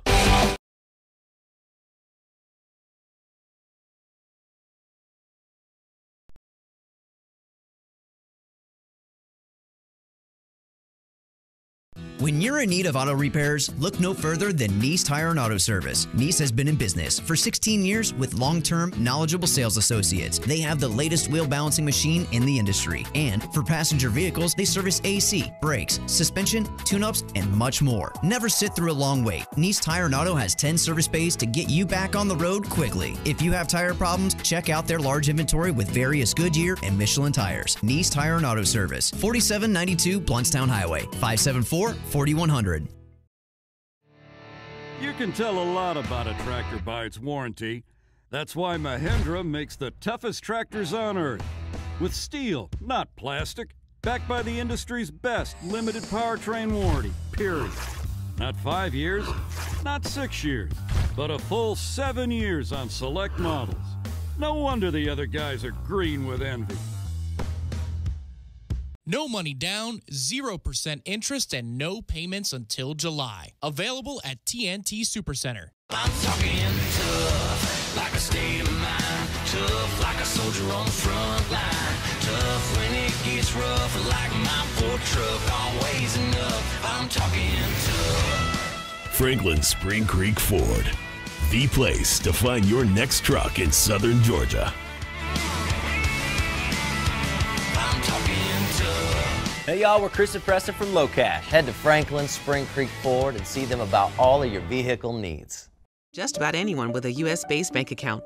Wells Fargo, building better every day. Not available with Opportunity Checking or Opportunity Savings accounts. Terms and conditions apply. The sales service is property of Early Warning Services, LLC, Wells Fargo Bank, and a member FDIC. 97.9 ESPN Radio congratulates Leon's Maddie Powell, January's female winner of the Dale Earnhardt Jr. Buick GMC Cadillac High School Scholar Athlete of the Month. Maddie was named Leon Soccer's most valuable offensive player in 2016-17 and serves as a team captain this season. She set program records on the track in both the 100 and 300 meter hurdles as well. In the classroom, Maddie Powell commands a perfect 4.0 unweighted GPA while taking a full slate of AP and honors classes, all while being involved in the community. Maddie has worked at the Leon Humane Society for over 3 years, served as a Special Olympics partner in soccer, softball, and track and field, and she's logged over 200 hours of service time with the Leon Lions United program. As January's female winner of the Dale Earnhardt Jr. Buick GMC Cadillac High School Scholar Athlete of the Month, Leon's Maddie Powell is now qualified as a finalist for the $2,500 end-of-the-year scholarship. To support the folks at Dale Jr., check them out on the corner of Capitol Circle Northeast and Miccosukee, or by visiting online at Dale Earnhardt Jr. BuickGMCCadillac.com. The City of Tallahassee Utilities says 'tis the season to save energy and money. And that's why your own utilities says it's time to focus on those Energy Star appliances, like clothes washers, dishwashers, refrigerators, and freezers, even pool pumps and water heaters. Rebates range from $40 to $300. AC and heat pump rebates go as high as $750. And when you buy Energy Star appliances, you save twice. You'll save when you get the rebate from the City of Tallahassee Utilities, and you'll save again on your utility bill, because it's a fact that Energy Star appliances use less energy than their non-Energy Star counterparts. So look for the Energy Star when you shop local for appliances this holiday season. Get all the Energy Star rebate details at talgov.com. Your own utilities. Click on products and services, and all will be revealed. 'Tis the season to save. Save energy and save money with the City of Tallahassee Utilities Energy Star rebates. You'll save with the rebate, and you save on your utility bill. Happy holidays from the City of Tallahassee Utilities. Your own utilities, and America's #1 public utility. Parker Brothers Roofing says don't play games with your roof. Protect your home and your family. The Parker Brothers tell you the truth. We'll fix your roof, 'cause it's what we do. With quality, integrity, and pride. Parker Brothers Roofing, professional every time. Stay safe and dry inside. customers constantly tell us that they're getting several estimates to compare apples to apples. You ever bite into an apple and find out the inside is rotten? Cheap roofing quotes are just like that rotten apple. Quote looks shiny and delicious because it's the cheapest, right? But you wind up with that rotten apple that leaks or starts to fail immediately. All roofing quotes are not equal. Cheap estimates equal cheap materials, subpar labor, or both. For quality that lasts, call us at 656-8112. Parker Brothers Roofing, professional every time. Stay safe and dry inside.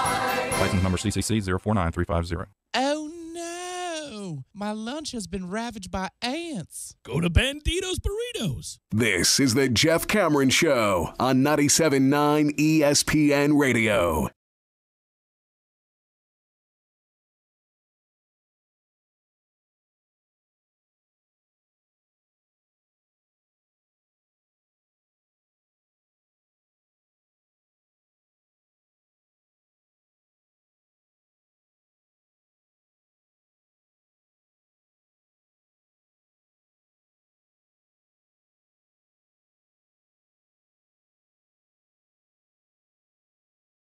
For Christ's sakes, would you mention the schedule?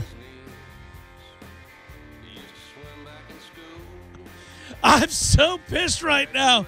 I've been sitting in my car for an hour and a half. You're an a-hole.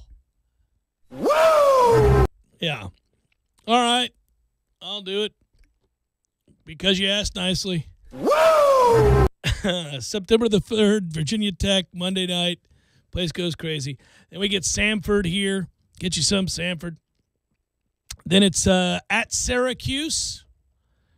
Then it's Northern Illinois on the 22nd. So we go the 3rd, then 5 days later on the 8th, it's Samford. Then it's at Syracuse the 15th. Then it's the 22nd, Northern Illinois. I like no early buys. No early buys. Don't need those early buys. Get those early buys the hell up out of here. Listen, I know Syracuse can produce some points, but we'll be more ready for that offense than usual, Ever right, buddy? before, buddy. Yeah, all right. Good times. So after we pound Northern Illinois, we go to Louisville on the 29th. And, of course, let's remember that's no Lamar Louisville. Yay! Woo! Oh. How about us? That was weird. Married couple. At Miami, October the 6th. And, they won't know what that's like. Miami, that is, defending home field after a win against Florida State the previous season. It has been so long. Eons. Yeah, it sure has. I mean, there are kids that have graduated college who were like in first grade the last time they had this conversation. Right. Wasn't that the whole Chris Ricks was the last one to lose at Miami? Yes. Yeah. That's still the case. He's pushing 40 now. Yeah. Yeah. It's crazy. So then there's Wake Forest here on October the 20th. So we have a bye week after the Miami game. Then it's Wake Forest. So your bye week is October the 13th. Okay. And then you're coming home October the 20th to take on Wake. Here's where it gets a little testy. So far, so good. Love it. Va-Tech, Samford, Syracuse, Northern Illinois, Louisville, and Miami, back-to-back road games. Should be all right, though. Worst case scenario, you split there, right? Worst case. Home to Wake Forest. Up to this point in the schedule, you're going, okay, all right. This is fine. This is good teams. Take care of this, right? That's what you do.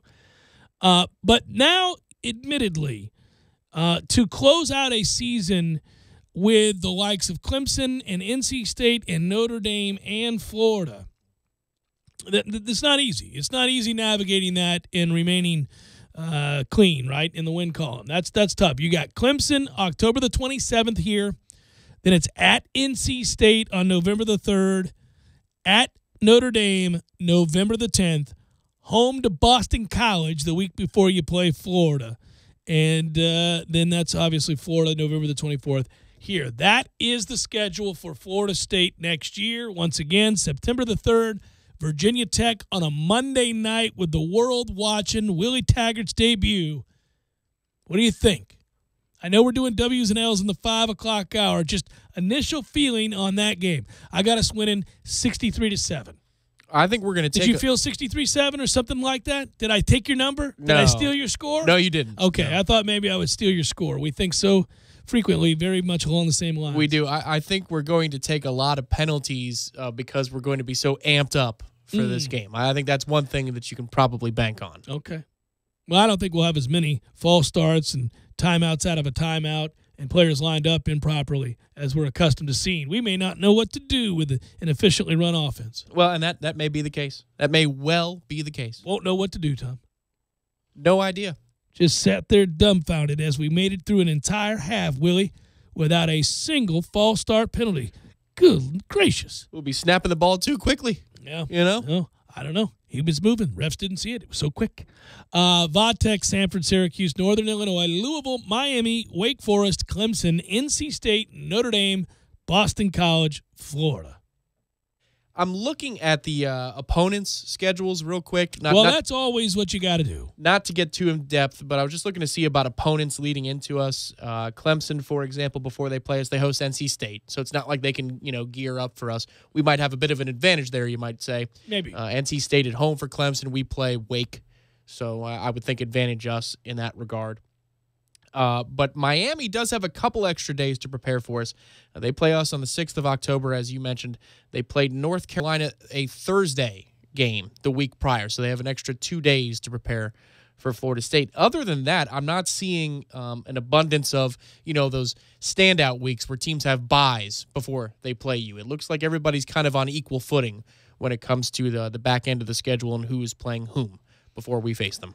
Always critical when you're assessing W's and L's and schedules in general to look at what's the team that's the biggest threat to you and who do they have the week before they play you and who do they have the week after they play you. And that's true usually of about 3 or 4 spots on the schedule every year where you can find areas of concern or you can obviously breathe a sigh of relief.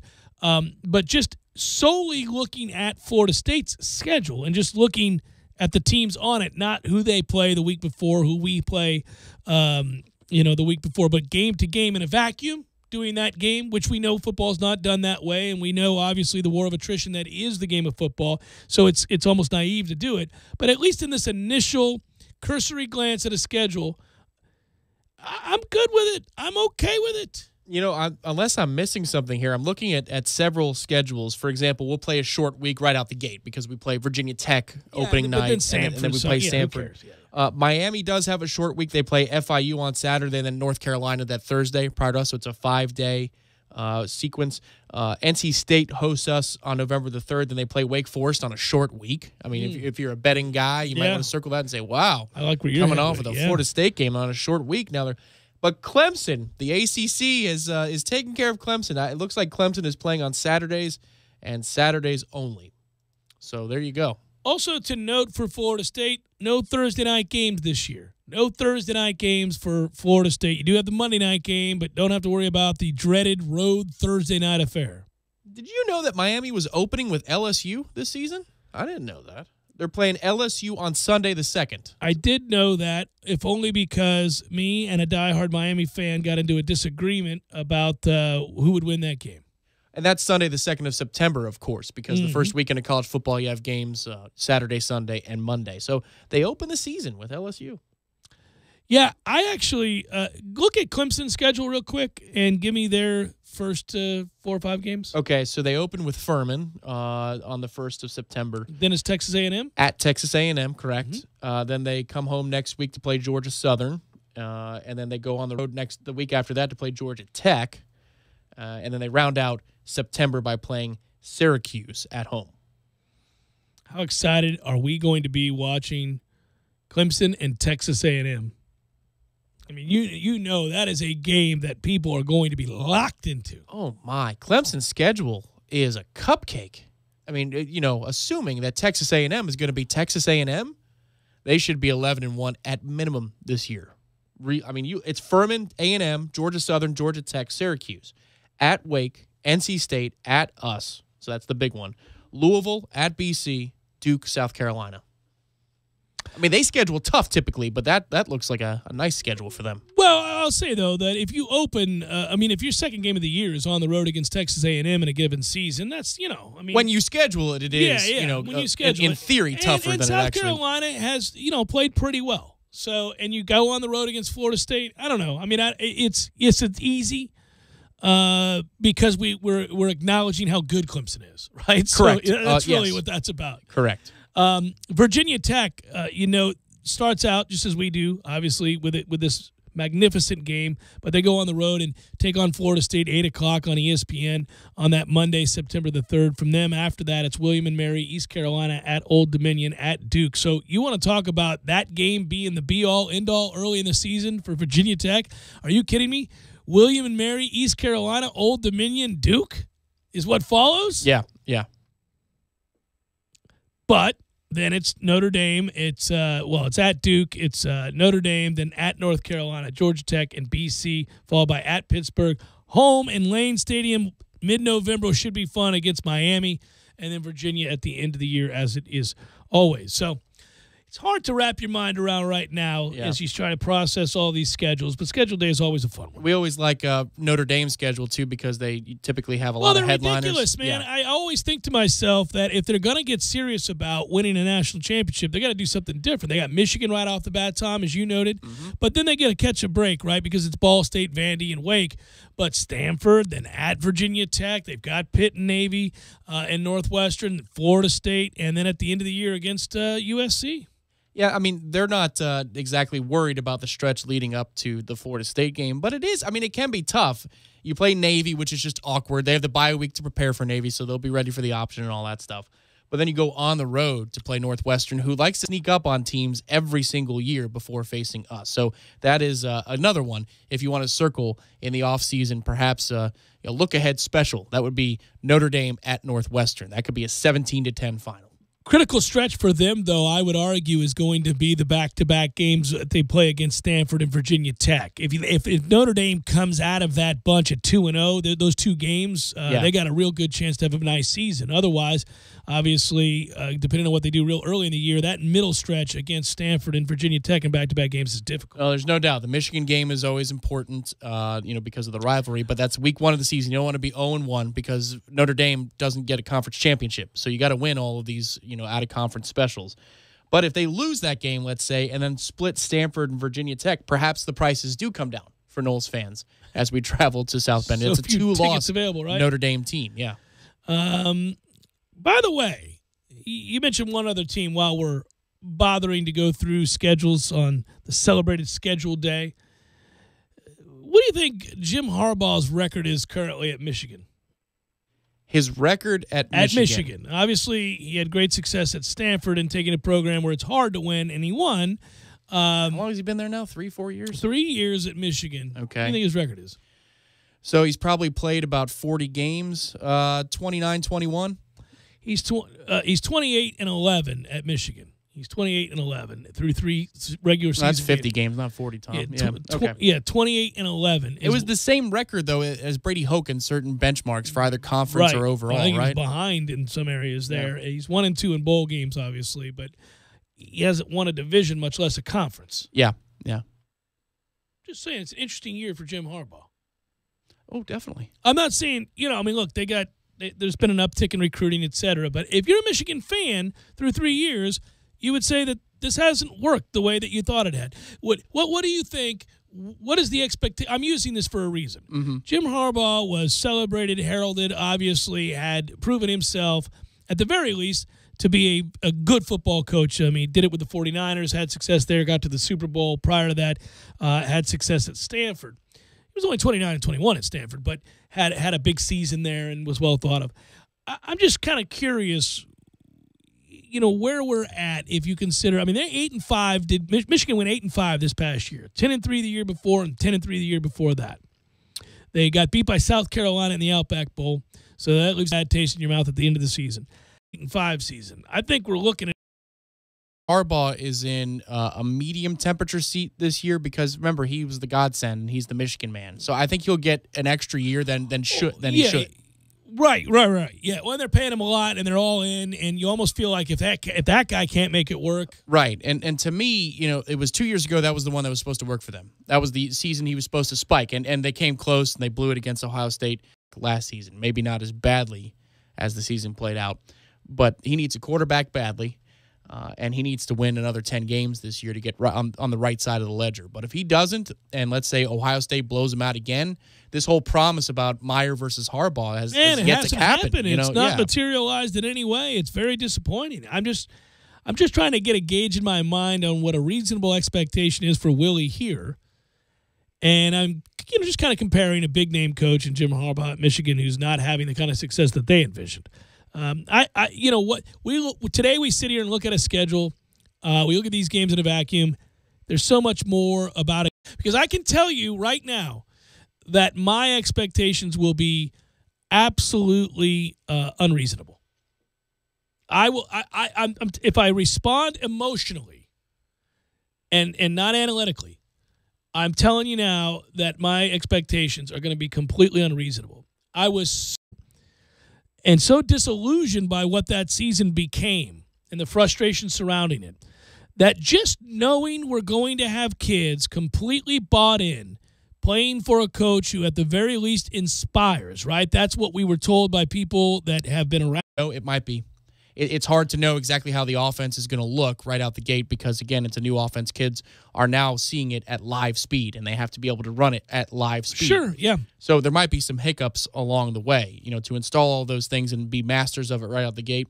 Maybe we can be. Maybe we can, and I don't give us enough credit. But I think it's a safe place to assume that you're 6-1. From there, who knows where the season goes? Whether it's a 9-3 type thing or 11-1, I don't know. But I think it's fair to say once we get to Clemson and we host them here, that should be a primetime game for the balance of power in the Atlantic again, just because the schedule is favorable enough for us up to that point. Now, if we had, Miami earlier in the schedule and you mix in NC State and somebody else you look at a sequence and there's a short week in there, maybe, you're looking at 2 losses and now you need help. Clemson needs to have 1 loss on the ledger. But I really think you have control of the Atlantic still on the line when we face Clemson. For people to feel very excited and to continue down this path of good feelings and euphoria centered around the change in direction with the staff and where the program's going, these 3 home games, to some extent, will paint the picture. Virginia Tech, Clemson, and Florida. Virginia Tech on the 3rd, the opening game of the season, all alone on a Monday night with the nation watching. Expectations through the roof, enthusiasm, excitement equals it. When you're in need of auto repairs, look no further than Nice Tire and Auto Service. Nice has been in business for 16 years with long-term, knowledgeable sales associates. They have the latest wheel balancing machine in the industry. And for passenger vehicles, they service AC, brakes, suspension, tune-ups, and much more. Never sit through a long wait. Nice Tire and Auto has 10 service bays to get you back on the road quickly. If you have tire problems, check out their large inventory with various Goodyear and Michelin tires. Nice Tire and Auto Service, 4792 Blountstown Highway, 574-4100. You put your mower through a lot. All that back and forth can add up to thousands of miles. That's like mowing cross country. Gravely commercial mowers are built for all-day performance, helping you get the job done mile after mile. Gravely, built to mow the distance.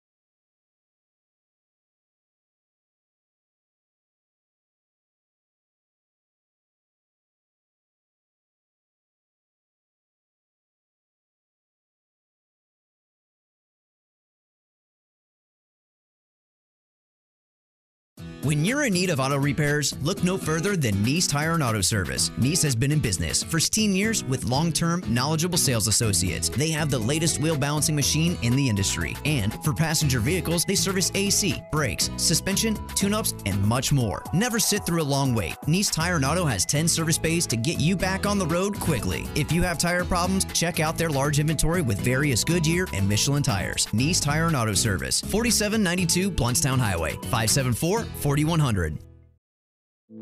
You put your mower through a lot. All that back and forth can add up to thousands of miles. That's like mowing cross country. Gravely commercial mowers are built for all-day performance, helping you get the job done mile after mile. Gravely, built to mow the distance.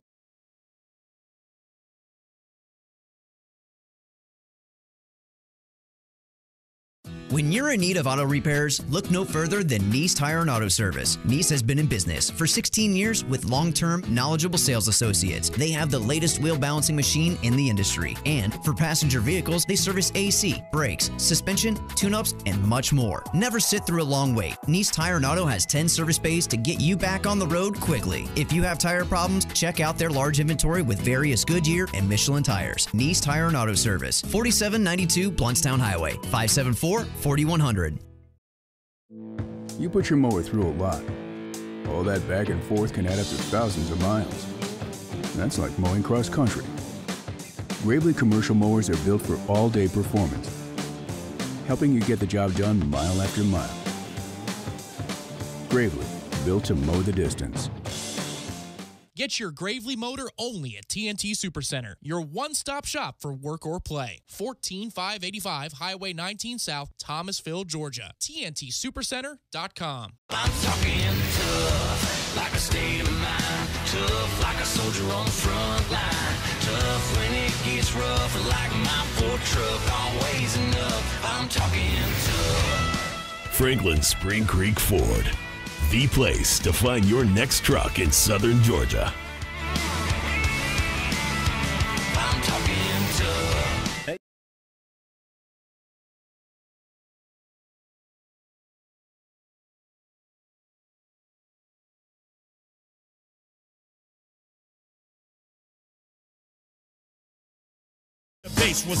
Really had hoped this morning walking outside I was going to get the snow. I walked out early. It was actually warmer this morning at 6 a.m. than it was at 7:15. Right. It got weird on us. And then it was colder by 9 than it was at 7:15. But we did not get that snow. I'm holding out hope for tonight that on my way over to do the National Golf Show for SiriusXM. That's right. That I will have an opportunity to, maybe leave Coach Jones' house and encounter snow. So was the whole story about the snow a reason like to be able to tease the golf show tonight, or is that just an added benefit of talking about the snow? It just kind of, I realized that it would just accidentally happen. It would go, just kind of move in that direction. Oopsie. Yeah, I forgot to mention the golf show tonight. Tom, it's a trying time as and I'm being very selfish this segment because it's a short segment. But there's an article today, Tom, that states that the Pittsburgh Pirate fan base is now in mass urging Major League Baseball to force the owner, Bob Nutting, to sell the team. That's where the fan base is at. They're desperately hoping that MLB will force the owner of the Pirates out of the ownership. You guys don't know nothing about wanting an owner out. You don't know nothing about it. Yeah. It's been a tough week to see Kutch go. I didn't care about Garrett Cole going. He can go to hell. I had soured on Cole years ago. And now Harrison wants out. Well, he should. I mean, they should all want out. Yeah. In mass, it's time to start over. See, that's frustrating for an organization. I get it. To the Pittsburgh brethren in the MLB community, I get it. Glenn, you know how much I love baseball. Yeah, agreed. But when you have the resources to have a $150 to $200 million payroll, as you guys do, and you're trying to clear it at $85 million, well, okay. And you have your own cable network. You do. Yeah. You should do better. You should do better. Yeah. But you end up buddy with Selig and Manfred, so it doesn't matter that you got swept up in the middle of the Bernie Madoff. I was going to say Bernie Sanders, but the Bernie Madoff Ponzi scheme. Yeah, no, it doesn't matter. It doesn't matter. No, it's okay. You know what? In fact, it matters so little that you can be the chief financial officer. Fooled as you were by Bernie Madoff, you can be the chief financial officer for Major League Baseball. I trust you that much. Well, that's frustration. Here's the thing. I get, intellectually, I understand why it is the Pirates have to do what they're doing. The hardest thing to wrap your mind around, and this is the hardest thing to wrap your mind around if you're a baseball fan. That's true of Florida State baseball. That's true of baseball in general. you have to put yourself in a position to succeed. So you've got to draft well, and you've got to make the trades and find free agents and acquire prospects. You got to go through the process. So it's not luck. I mean, you got to know what you're doing. You have to have a game plan. You have to have a philosophy. You have to go adhere to that and have patience and do those things, right? But once you do that, and once you put a team that's capable of competing at the highest level, of winning a World Series, and you know this because of what happened in the World Series, there's a lot of luck involved. Some of it has to do with health. Some of it has to do with bad bounces, good innings, bad innings, foul or fair by an inch. And there was an article written by Keith Law. There was another article written by Buster Olney that points out that the 98-win team basically was the Royals. It was better than the Royals, but they played in a division where there was a 100-win team and a 97-win team, and they ended up having to play a one-game one-off, and they got beat. And we'll never know. We'll never know. And they talked about the Royals team that ends up going to and then later winning the World Series twice, coming back from down 4 runs in the 8th inning or later during that journey to a World Series. And that the percentage chance of that ever happening once, let alone twice in a postseason, is virtually nil. And that had the Pirates won the one-off, maybe the reward is that you win a World Series, and then when you dismantle the team, which the Royals now are and we are and a lot of teams have to do in smaller markets, nobody cares. They say, okay, well, that's okay. We made our run. But if you come up short for whatever reason, then, it is really hard to start over. Yeah, people forget that, that there's a price to going all in. You could lose the hand. You could be done in your tournament. Lose, right. That guy could get a royal flush and you're screwed. Right. Something could happen. And that's where, in my particular fan base, we had a GM who built us up to win in 05, 06, 07. And actually, we extended it out a couple more years by selling more pieces because we were chasing at the end. It's time to go on. Right. And you didn't. But in 06, you should have won the World Series, and you didn't win the World Series. In 07, you blow 7 games with 17 to go lead. What the bleep is that? Ow! Right. That's not the general manager's fault. People get mad at the general manager. Like, he gutted our system. Yes, he did. And you were cheering him on as he did it. And you're there how little you remember. Right. Oh, no, you're right. He went for it. Well, how is that guy's problem? Now, you could fire him to rebuild because you need a rebuilding general manager. I get it. I get it.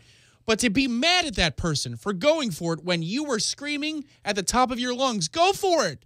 Time is limited. Yeah. How can you be mad at that guy after he does swings and misses, you get a little unlucky, and then you have to rebuild? That's not his problem. It stinks, though, when you are part of a so-called small market because that process, you cannot mitigate that. You can't throw money at the problem. Like the Yankees can turn around and throw money at a problem, and the Dodgers can turn around and throw money at a problem, and the Red Sox can throw money at a problem.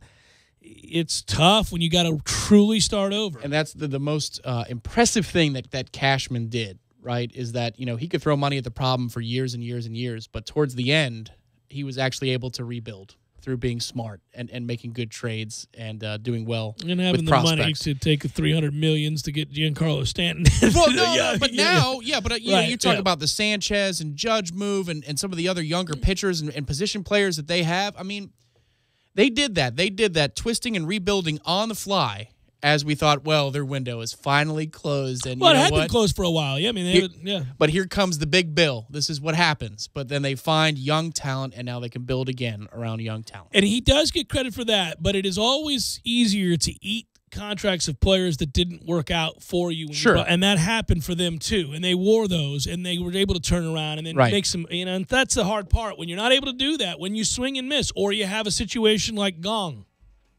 where you have an all-star. You took a chance on a player from South Korea who came over and turned into an all-star. And then he got drunk and he's not allowed back in the country. Damn it, man. He's our all-star. Final hour, forthcoming.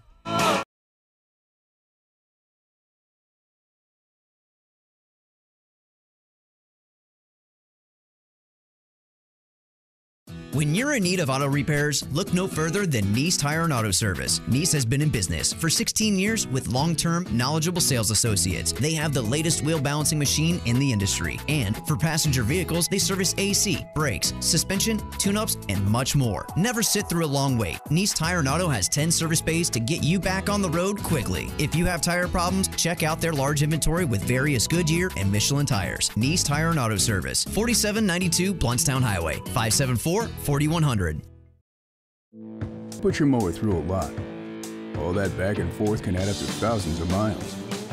That's like mowing cross country. Gravely commercial mowers are built for all-day performance, helping you get the job done mile after mile. Gravely, built to mow the distance. Get your Gravely motor only at TNT Supercenter, your one-stop shop for work or play. 14585 Highway 19 South, Thomasville, Georgia. TNTSupercenter.com. I'm talking tough, like a state of mind. Tough, like a soldier on the front line. Tough when it gets rough, like my Ford truck. Always enough. I'm talking tough. Franklin Spring Creek Ford, the place to find your next truck in southern Georgia. I'm talking tough. Hey y'all, we're Chris and Preston from Low Cash. Head to Franklin Spring Creek Ford and see them about all of your vehicle needs.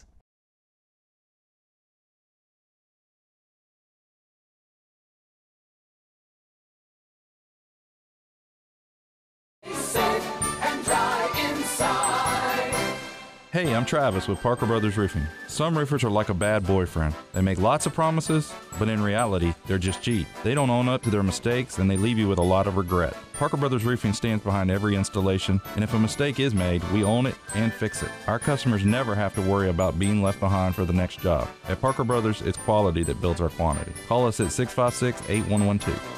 Parker Brothers Roofing, professional every time. Stay safe and dry inside. License number CCC 049350. Out on the golf course, there are the obvious hazards. There's the pond, the bunker, the rough, the even rougher.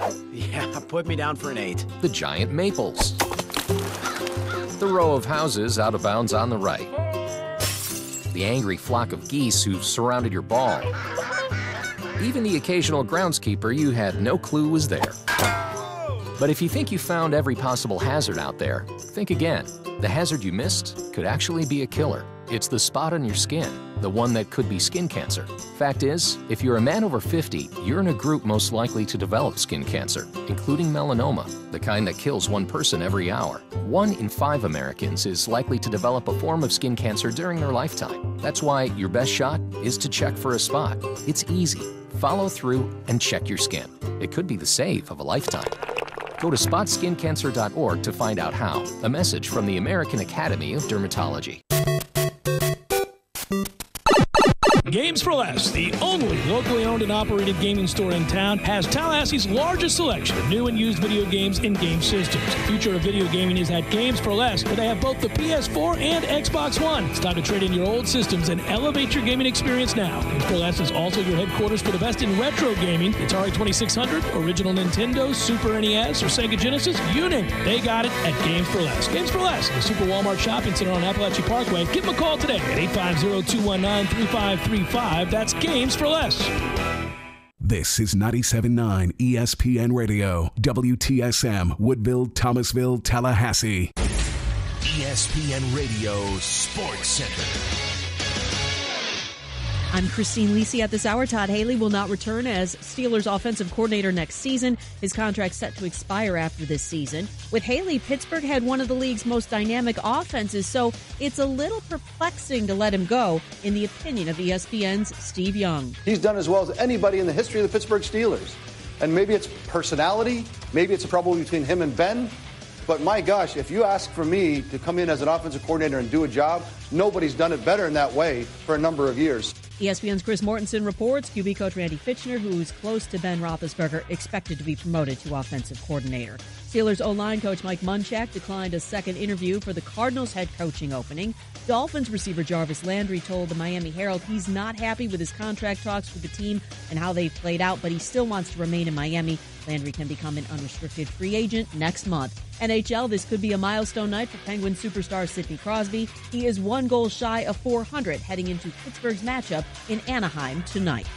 Trey Wingo here coming up Thursday. Mel Kiper Jr. is stopping by with Mock Draft 1.0, plus the latest from the NFL with Adam Schefter, and Stugotz joins us. Golick and Wingo Thursday, 6 Eastern, ESPN Radio, ESPN2. This is the Jeff Cameron Show on 97.9 ESPN Radio.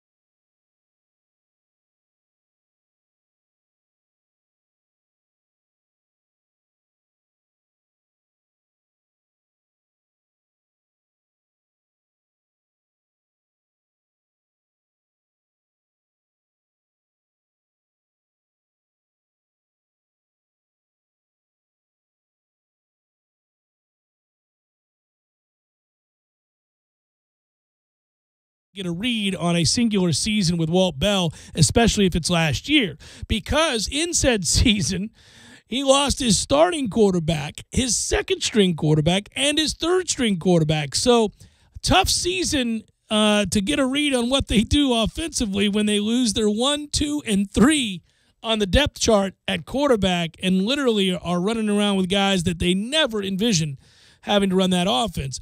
I think it's better still to go back and look at where he's been and the stops along the way, the many successes, and that's a better read. I actually, upon doing more reading with him, got excited. And then, there's an article I cited from the Orlando Sentinel from back in November of 2015 talking about David Kelly when he was at UCF. He was an assistant coach there, and a lot of people felt like he was going to end up being the next head coach at UCF. He was an assistant coach there under O'Leary. He was going to be the successor. He's charismatic and known for being an elite recruiter. Big-time closer on the recruiting trail, especially in South Florida, and had really developed a star that was on the rise before controversy struck. And in the aftermath of an NCAA investigation in 2011, they said that he had crossed the line. There's no other way to put it. They said he was too aggressive in recruiting, that he incorporated some methods that they thought violated the NCAA rules during an interaction he had with a man named Ken Caldwell, a Chicago resident who mentored high school football and basketball players. They thought that relationship was against the rules. Now, he steadfastly denies breaking any rules from that time, and interesting article. He was depressed about losing his job. None of the players that he ever recruited were connected with NCAA violations. Having said all of that, that kind of slowed down his career progression. But in terms of acumen and what he's thought of as a recruiter and what he's thought of in terms of knowledge of the game, smarts, all of that stuff, extremely well thought of. So Florida State has completed the staff hirings. Willie Taggart is done now. You don't have to worry about that. It seemed to be a daily point of contention, concerns that is this staff ever going to be completed? Well, it is. It's in the books. Couple things stand out. Well, you have plenty of talented coaches. Some names you know, some names you didn't. Some you need to look up and figure out. But one thing I will say, there's no question they're a lot younger, and they're mostly across the board extremely well thought of in recruiting. I mean, these are some things that stand out without question. Now, again, you guys might know Harlan Barnett, who was the defensive coordinator at Michigan State. You're familiar with Michigan State. You know they play good defense. You might know Greg Fry, who played here at Florida State, offensive line coach at Michigan. You might know what he brings to the table because you see plenty of Michigan. You know what Willie Taggart brings to the table. And again, you're talking about a 41-year-old, a 45-year-old. In the form of Harlan Barnett, you're talking about a 51-year-old. You don't maybe necessarily know some of these other guys, and you know, I don't want to bog you down with this. You can read their bios, you can look at where they've been, stops along the way. There are plenty of websites that have ample information on their philosophies, who they are, who they've worked with, and what their connections are to Willie Taggart. A lot of them have worked with Willie previous, but there's no doubt they're younger, and there's no doubt they're going to do exceptionally well in recruiting. You hit on this in some ways last hour, but a question for you I have. It's a kind of a basic one. You know, Willie was a good fit for the job here as the successor to Jimbo Fisher, right? I mean, I think everybody agrees with that. Given what we needed, what we were looking for, Willie was a fit. But how much confidence do you have in Willie as we sit here today? All we know about him is what he's been able to do as a recruiter in short order here, especially on the West Coast. They made some inroads. And then what he's done about hiring his coaches. That plus the resume that we already knew about when he took the dais and was introduced as Florida State's head coach. How much confidence do you have in him right now?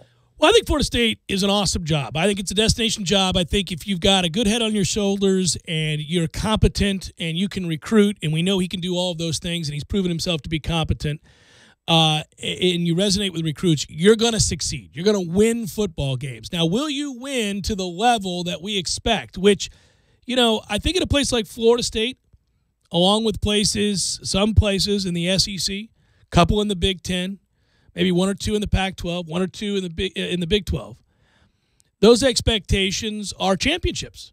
There are very few schools where the expectation is that you are building towards and going to win a championship. And sometimes those expectations can be bordering on delusional. You can certainly find fans who lose perspective as to what a good season looks like, and especially if it doesn't end in a championship, right? There, Alabama, Ohio State, I don't know where else the expectation is you win a championship or it is not a good season, but they are few and far between. So the question becomes, you know, let's define our terms. What's reasonable to expect Willie Taggart in year one? What should we expect of Willie Taggart and his new staff by year 2, 3, 4, and 5? When you ask, do I think he's going to be a success, the answer is undoubtedly yes, I think he will be a success. But is my measure of what that is different from yours? Maybe.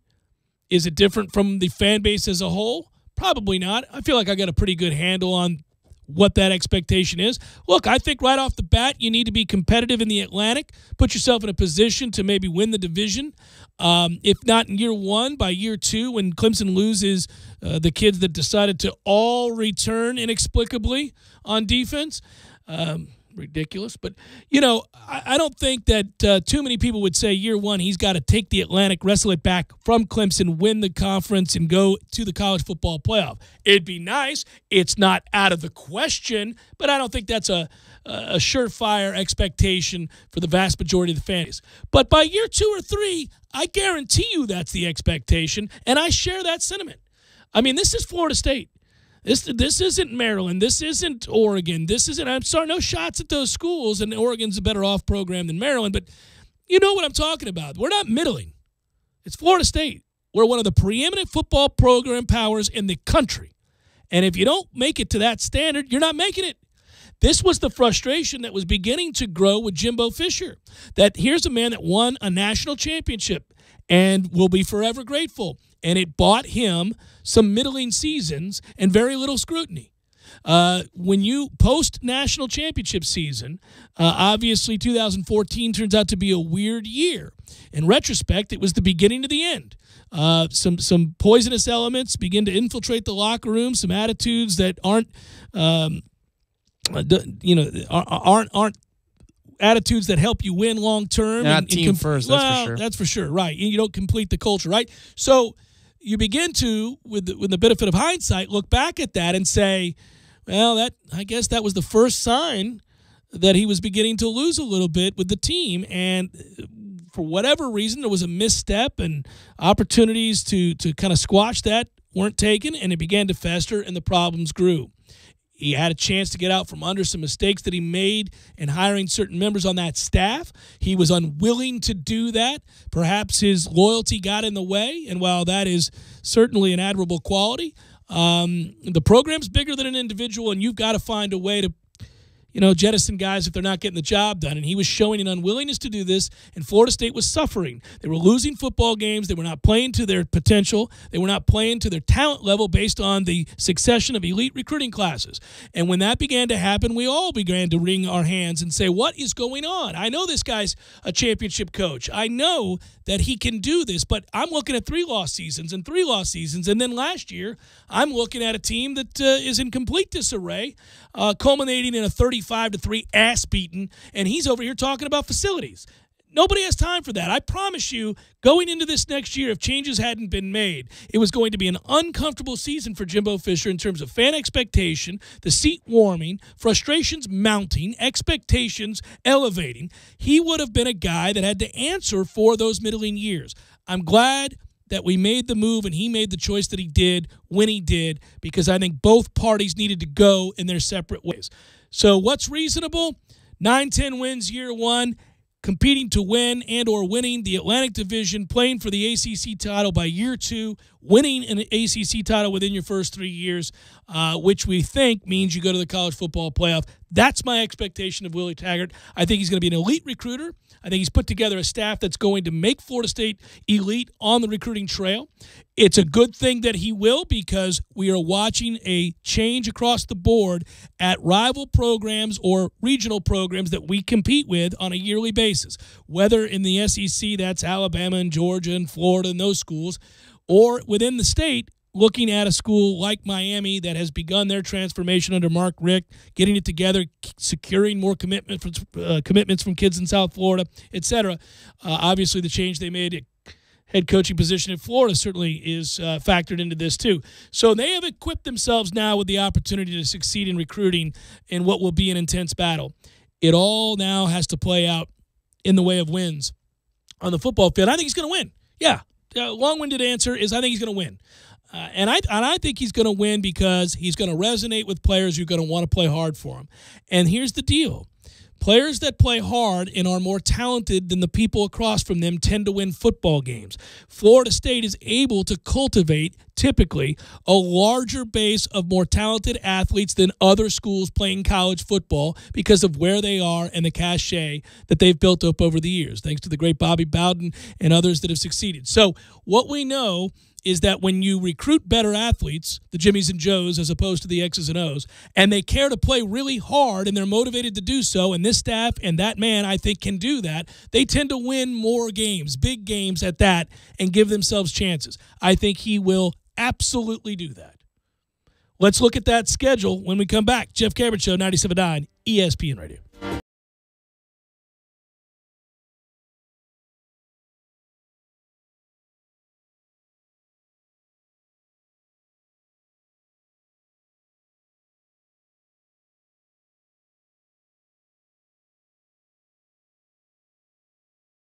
When you're in need of auto repairs, look no further than Nice Tire and Auto Service. Nice has been in business for 16 years with long-term, knowledgeable sales associates. They have the latest wheel balancing machine in the industry. And for passenger vehicles, they service AC, brakes, suspension, tune-ups, and much more. Never sit through a long wait. Nice Tire and Auto has 10 service bays to get you back on the road quickly. If you have tire problems, check out their large inventory with various Goodyear and Michelin tires. Nice Tire and Auto Service, 4792 Blountstown Highway, 574-4100. You put your mower through a lot. All that back and forth can add up to thousands of miles. That's like mowing cross country. Gravely commercial mowers are built for all-day performance, helping you get the job done mile after mile.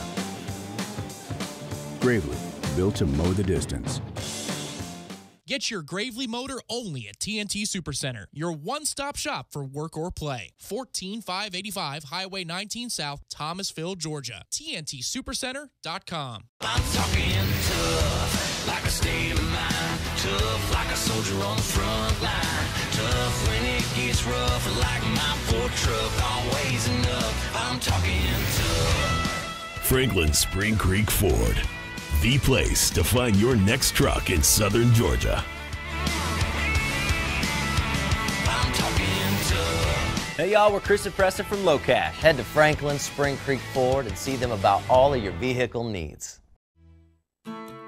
Here's a love story between a restaurant and its city, and the people of its city. For 45 years, Andrews has been serving up great food, great fun, and great memories in the heart of Tallahassee. Today, Andrews is better than ever, with an all-new look, Tallahassee's original Sunday brunch, a new outdoor pergola, and an incredible happy hour. All to bring the best of the best to you. Come make memories at Andrews, better than ever. Wake up to the power of the dollar at Taco Bell, where you can get the new $1 breakfast stacker, loaded with 3 lavish layers of fluffy eggs and melty cheese. 3 layers. There are 3 sides to the pyramid on the dollar bill. Is the Bell-Luminati behind this? Maybe the $1 breakfast stacker is the new morning order. Experience the power of the dollar at Taco Bell. At participating locations for a limited time during breakfast hours, prices may vary, tax extra.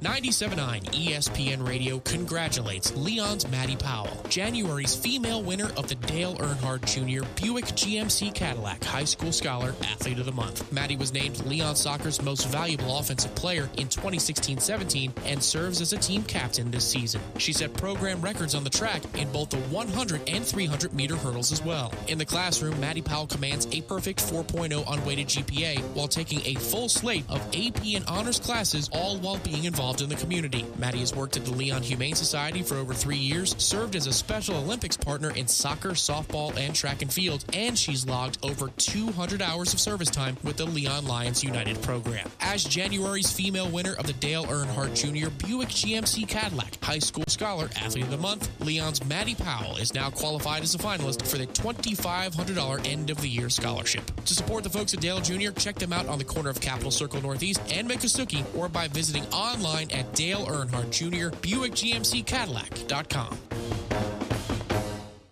Barry knows cool, he's keeping you comfortable. Barry knows cool, you can put him to the test. Seasons change, but your confidence in your home comfort system shouldn't. When you turn to the experts at Carrier and Barano Heating and Air, you'll be comfortable in your home all year long. This winter, take advantage of great rebates and 0% APR financing for 36 months. Learn more online at BaranoAC.com. Barano Heating and Air Conditioning. Florida license number CAC 057652. Want better gas mileage and a longer lasting engine? Change your oil every 3 months or 3,000 miles, whichever comes first. You know that sticker on your windshield? Don't look at it now. Wait until the next red light. Okay, check the number on your sticker. Then check your odometer. Is it time? There are 19 Tallahassee area Super Lube locations, which means there's one close to you right now. No appointments, and you're in and out in no time. You can do this today. Super Lube, for better gas mileage and a longer lasting engine. How I love to Super Lube my car, yes sir. This is the Jeff Cameron Show. Jeff Cameron Show on 97.9 ESPN Radio.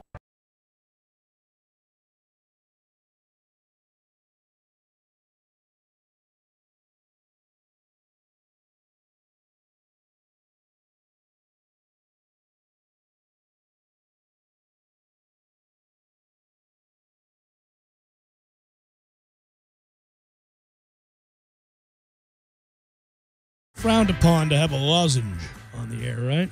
It'd be that annoying clicking sound that the lozenge makes when it hits your teeth. Yeah, but as I'm fond of saying, you know, if you speak in that little accent where you sound like Woody Harrelson. Woody Harrelson, that actually makes it all the more pronounced. Enjoyable? Yeah. It's just more pronounced that way. I'm going to have this lozenge later. So has it been a speedy recovery from I'm doing better. your I've issues been really yesterday? good. I've been going to bed at like 7 p.m., getting up at 5, and I'm sure I'm a big help to my wife and kids. But no, I've been going to. I can't go to bed early tonight. I got a national golf show to do, Tom. Oh yeah. But you gonna take a nap before that show to gear up? You running out of gas here? I'm gonna try to find some speed and take it just before we go on the air for Sirius XM. That's the kind of commitment I have. I'll become drug addled in order to perform my duties. Coming up this week on NFL Network Radio. Yeah. No, I'm gonna go home and have. You know what we've been doing here? I don't know. My wife could be trying to poison me for all I know, but she says that from what she reads on the internet, because therefore it's true, is that if you take, I think it's vinegar apple cider or vinegar cider or some sort of vinegar, some sort of cider. It's vinegar with cider. Okay. And then there's vinegar and there's cider. Yeah. Well, if you just buy plain vinegar, nobody's drinking that, right? Right. Yeah. But there's a apple cider vinegar. I think they make. I think that's true. Okay. Yeah. So anyhow, they make that, and then you throw in some like cinnamon and honey and what is it? Some sort of. Christy always has these tips. Yeah, she does. I don't know. I think they're probably BS, but I humor her. She thinks that, between rubbing oil on your wrists and drinking some concoction that you'll get better. So I do it. Rubbing oil on your wrists? No, I mean, I made that up. Okay. But it's better than when old people say, well, just pee on your hand. And things like that. Oh, goodness. Like a standard on the show back in the old days was me exposing the ridiculous remedies of old people. Sure. And old people think if you have a cut or something on your foot, well, pee on it. It seems to me in the late 1800s, early 1900s, the answer to everything was to pee on it. And they haven't grown up in Raleigh, North Carolina ever since. Or at Raider games. Yeah. Yeah, the answer is to just pee. We have to bag it. Yeah. Let's hold on to it. The schedule came out today. By the way, I talked a lot earlier today about the coaching staff in the last hour and in the 3 o'clock hour. If you want coaching staff stuff, get after those 2 hours. I'm not going to do it here because I've got a story coming up, Tom, that you're just going to have to indulge me. You know how I love to point some things out here and there about the habits of people who choose certain endeavors, whether that's doing anything that involves endangering your life in the air, which I'm not a fan of. Like, these kids that you see filming themselves hanging from tall towers and stuff. Yeah. So a lot of Russians do that. I don't know what's going on with that. But they film themselves hanging by one arm, or a girl will take a selfie with her boyfriend hanging by one arm off of a skyscraper. Yeah. And, I'm terrible because when I watch those videos, I root for them to slip. I want to see them fall. I'm like, I hope he slips. That's why I'm here. Yeah. I want to see you guys because you're so stupid. I want you to pay dearly. See, but the thing is, which is mean. But the video would say people fall caution. to death. Yeah, caution. So even if you click on it, it's never going to happen. Well, sometimes they have their friend filming it, and you see the person fall into the night. You go, oh, that's it, they're dead. But anyhow, so when that happens, always tragic decisions that they make. Those are tragedies. Yeah, horrible. Yeah. But I'm a big fan of thin the herd. So when that happens, I go, more air for the rest of us. All right, so here's the thing. That includes other activities. And one of them, I'm not a big fan of the air balloons, nor am I a fan of cruises. So we're gonna get into that later. The schedule came out today. Virginia Tech is the first game of the year. You already knew that. September the 3rd, Monday night, the nation watches the debut. Willie Taggart, his staff, new offense. Woo! We cannot get this thing started any better than that. I think it sounds like we should have a weekend of fun events here in Tallahassee, Florida, given that, there's going to be some good college football on Saturday. Maybe we could all get together and say, all right. Like a watch party to welcome college football. Here's the soft opening, because the grand opening, well, that's Monday night. That's Monday night at home. Let's do W's and L's, shall we? Cue it up, good sir. W's. Wins. All right. How you doing? Houses. Damn it! We lost! We f***ing super lost, man! Where do we triumph? Where doth thou fall?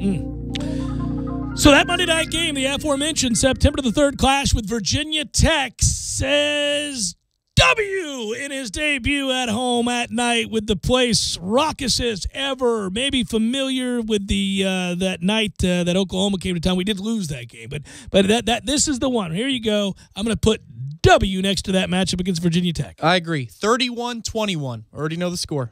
There you go. I went with 63-7. You did, yes. I think I'm overly optimistic. I'm going to go with 31-21. Okay, I'm lying. I don't think it's really going to be 63-7 for the literalist out there. Samford here, 84-6. Big win for the Noles. Could actually happen. Yeah, I'm going. I don't know if Willie cares what the final number Run is. it up, Willie. No mercy. I don't know why that's so funny, but he Revenge tour. He could if he wanted to. Do it. Flea flickers in the fourth. Suffice to say, it's a W. Yes. Right, 2-0 at Syracuse. Better prepared for that offense, given that we'll be running something similar. 3-0. Yeah, 3-0. That sounds off good. To a very good start. Well, you got to be careful with that one. But we're playing Samford the week before, so we should be geared up for it. We come back home on the 22nd of September. It will be ungodly hot. Ordinarily, if we would have stumbled along the way because Jimbo's team didn't play up to their capabilities and kind of went through the motions, this would be a noon game. But since we'll be undefeated, it'll probably be a 3:30 matchup against Northern Illinois. And I'll take the 4-0 start. The old 3:30 on ESPNU game. I like it. Sounds good. 4-0 it is. 4-0. At Louisville, no Lamar Jackson. Bodes well. Florida State gets the win, moves to 5-0 as we build up to the big rivalry game matchup against Miami. Don't know why this one had to be such a struggle, but it's a W. We're a little bit angry, but it's a look-ahead special. Look-ahead special. Now the revenge tour goes to Miami, where they're going to be a little out of sorts, not accustomed to having won the previous year and hosting Florida State with a chance to get a home win against the Noles. We got to go back a ways, as we noted before, for Miami to say that. But I think Florida State wins this game, avenges last year's loss, and remains undefeated through 6 games. We'll see what Miami's quarterback play looks like. That'll be the educated guess for W's and L's. Got to be worlds better than it was a year ago. Braxton Berrios is no longer at Miami next year, Thank right? God. Is that true? I don't know. I think that is. He has to be. So I'll give the Noles a W because if you go back and look at that game, there is no reason on this earth Miami was dominated. That Miami should be in a position to win the ball game. No, not at all. No. But that's what we do, though. Yeah. Kept everybody around. Yep. All right. Wake Forest then takes a beating on October the 20th here, and, man, this Willie Taggart era has gotten off to a fine start. 7-0. Feeling our oats at 7-0. Yeah. Now it's a different animal. Because every single kid that was going to be drafted in the first round for Clemson decided, well, screw it. We don't care about money. We love it here at Clemson. We're one happy family. We're going to forsake millions of dollars just to stay here and play football because that's on the up and up. Clemson rolls into town and continues their domination of Florida State, and we fall incapable of avenging last year's loss and another one on the ledger for Clemson.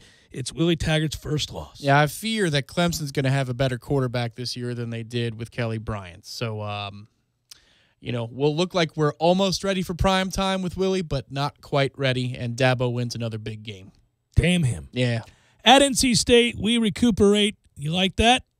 Get the victory on November the 3rd as we build back up for the big game against Notre Dame. Again, another tough one because we're coming off a loss, maybe feeling a little bit sorry for ourselves. The offense starts slow.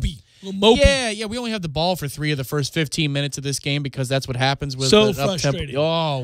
We're so mad. Yeah, and their kids treeing at quarterback, as they always do. Can we just possess the ball for a little bit? Now we're mad at Willie. We don't don't like Willie very much. Come on, Willie. We got to possess the ball. But then we end up extending this thing to a lot of possessions and end up winning 37-31. Oh, it's there a it is. war. My goodness. We better order another pitcher. Mm-hmm. All right, then we head to Notre Dame November the 10th. And this is the game that all of the alumni and certainly the boosters and fan base are up in arms about. They just can't get tickets for less than $1,000 for this primetime matchup against Notre Dame. The peons amongst us just couldn't get in. The secondary market is ludicrous, and we head to Notre Dame. A little chilly up at Notre Dame. Really looking forward to wearing the sweater to this one. What say you? I say that's an L, unfortunately. I think that Notre Dame can play up in the 30s or 40s, which is where this game's going to go. Score fest in Notre Dame, but they run the ball. They're quite physical, and they carry the day. They beat us by 10 points. There you go. Yeah. I think we lose the game 30-20. Yeah. Well, there's a fatigue factor. Yeah, we're getting there. We come back, though, bounce back nicely and get the win over Boston College. That game's not competitive, just as it wasn't a year ago when we lost to Boston College 35-3 because of their superior facilities. Then November the 24th, we face Florida here, and the win streak remains.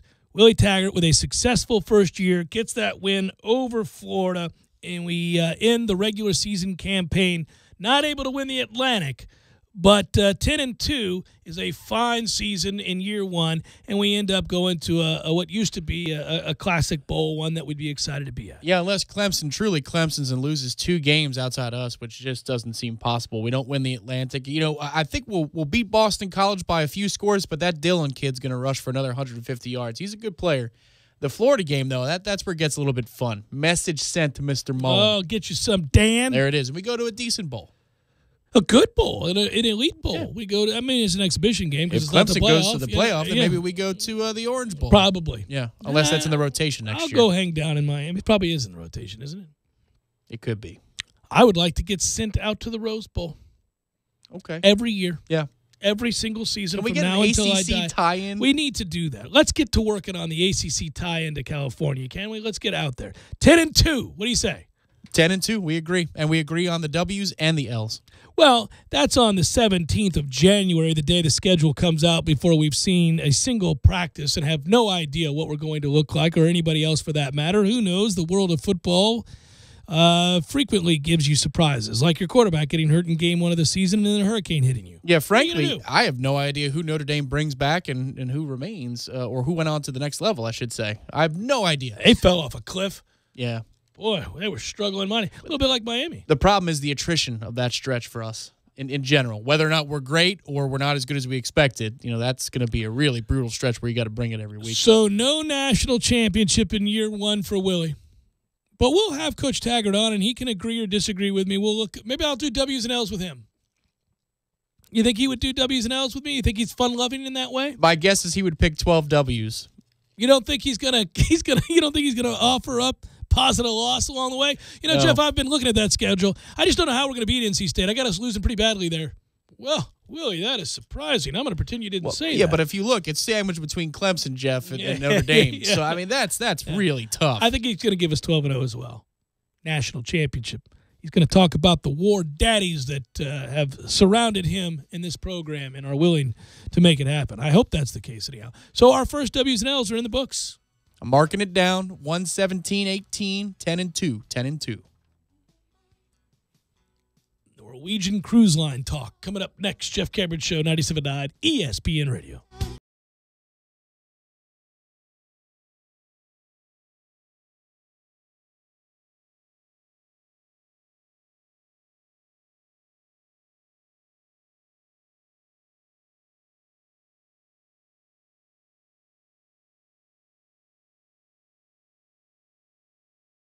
When you're in need of auto repairs, look no further than Nice Tire and Auto Service. Nice has been in business for 16 years with long-term, knowledgeable sales associates. They have the latest wheel balancing machine in the industry. And for passenger vehicles, they service AC, brakes, suspension, tune-ups, and much more. Never sit through a long wait. Nice Tire and Auto has 10 service bays to get you back on the road quickly. If you have tire problems, check out their large inventory with various Goodyear and Michelin tires. Nice Tire and Auto Service, 4792 Bluntstown Highway, 574-4100. You can tell a lot about a tractor by its warranty. That's why Mahindra makes the toughest tractors on earth. With steel, not plastic. Backed by the industry's best limited powertrain warranty, period. Not 5 years, not 6 years, but a full 7 years on select models. No wonder the other guys are green with envy. No money down, 0% interest, and no payments until July. Available at TNT Supercenter. I'm talking tough, like a state of mind. Tough, like a soldier on the front line. Tough when it gets rough, like my Ford truck, always enough. I'm talking tough. Franklin Spring Creek Ford, the place to find your next truck in southern Georgia. I'm talking tough. Hey y'all, we're Chris and Preston from Low Cash. Head to Franklin, Spring Creek Ford and see them about all of your vehicle needs. They're very eager to get you to one of their approved body shops. They say that they guarantee the shops work, but what they're really saying is the shop works for them, not the customer. So choose a shop that is working for and looking out for you, someone you trust. It's your choice. Lisa's Paint and Body. License number MP46050.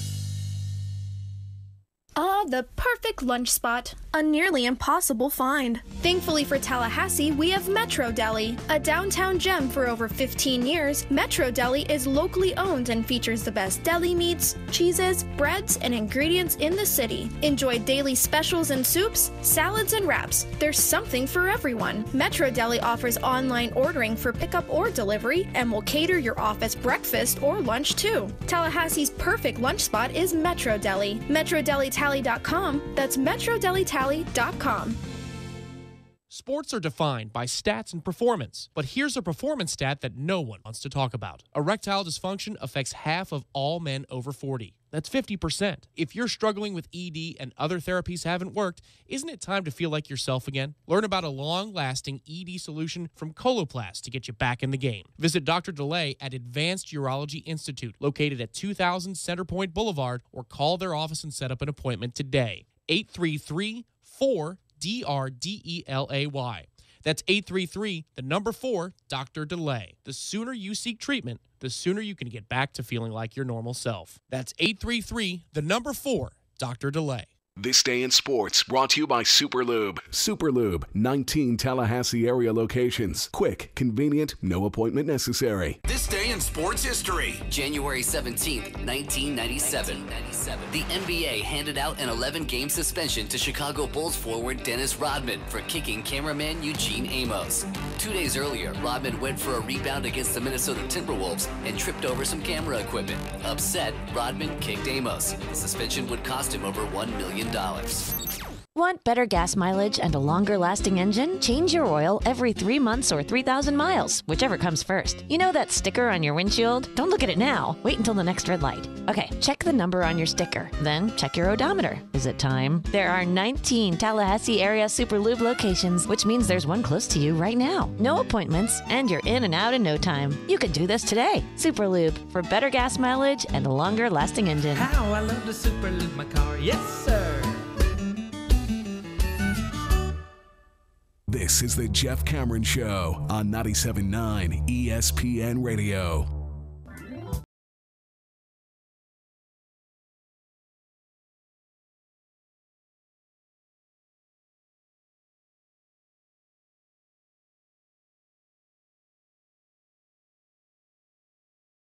I'm Jeff Cameron Show, 97.9 ESPN Radio. When this show concludes, a good one comes on. It's called Front Row Knowles. You may have heard of it. Those guys, they get all the guests.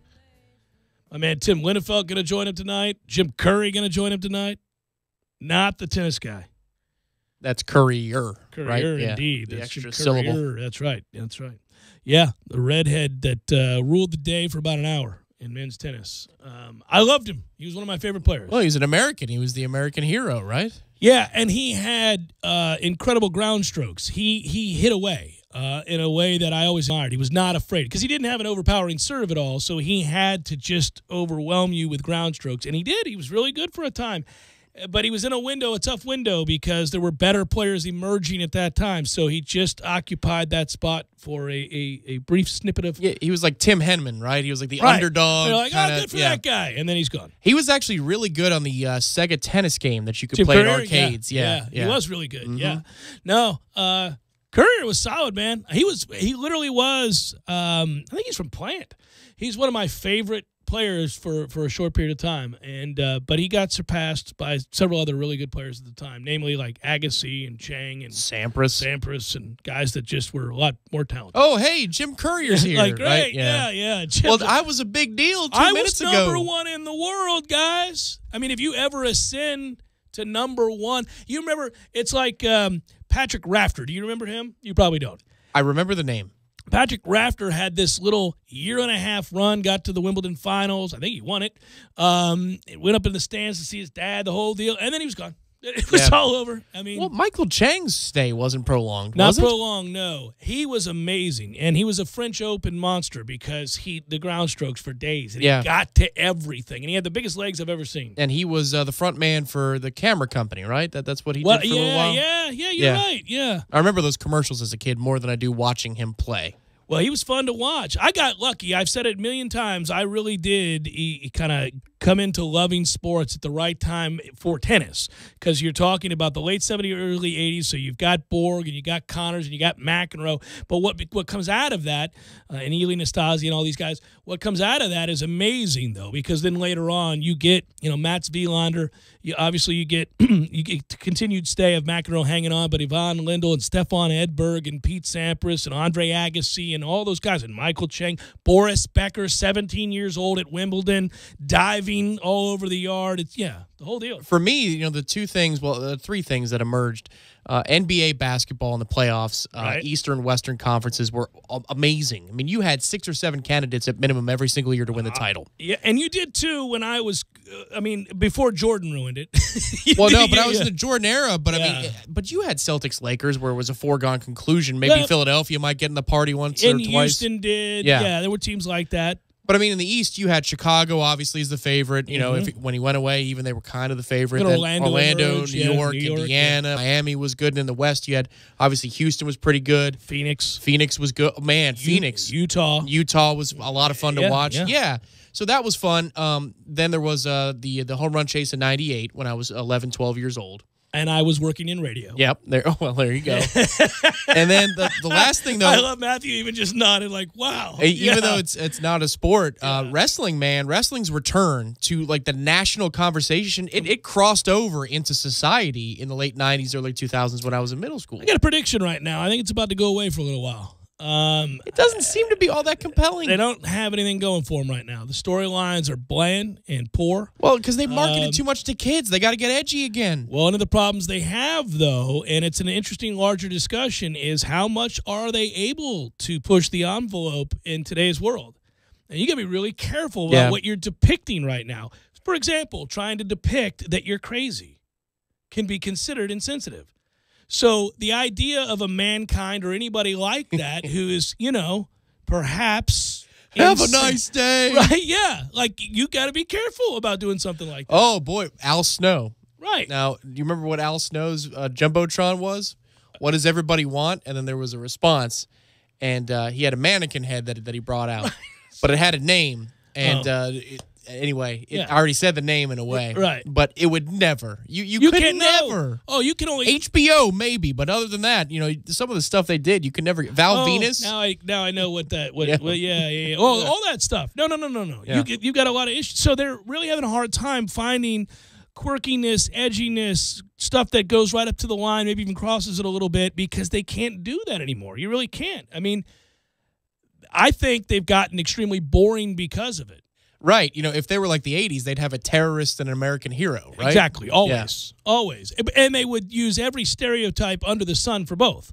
So you would have, the Iron Sheik would just, it was ridiculous, I mean, and you could go on with any number of other folks that fit the category. You certainly couldn't have a Kamala. Like, well, yeah. Thankfully, today. If you had the insensitive, extremist, you could have him running off the top rope and he has a bomb of some kind as he comes down. Well, they try to do it now, but the people they use are like allies. Like, who's the big guy? The guy from India. That's the champ that is really popular. Jinder Mahal. Jinder Mahal, yeah. He's they try to make it look like he's right. Some sort an enemy of the state somehow. What you need to do is just branch out and have a South Korean and a North Korean war, and those two guys go to war, and then you have India, Pakistan. Like, stay away from American conflicts, and I think we'll be okay here. Yeah, it's. It's interesting. All right, so listen, I wanted to do this, and I didn't get a chance to do this before because I forgot, and when it happened... real quick, Matthew tells me the bad part about Jinder Mahal is he's actually Canadian. Oh, is he Canadian? The guy is Canadian. Oh, well, he's from Canada? Yeah, he's from Canada. But he depicts from being from India, right?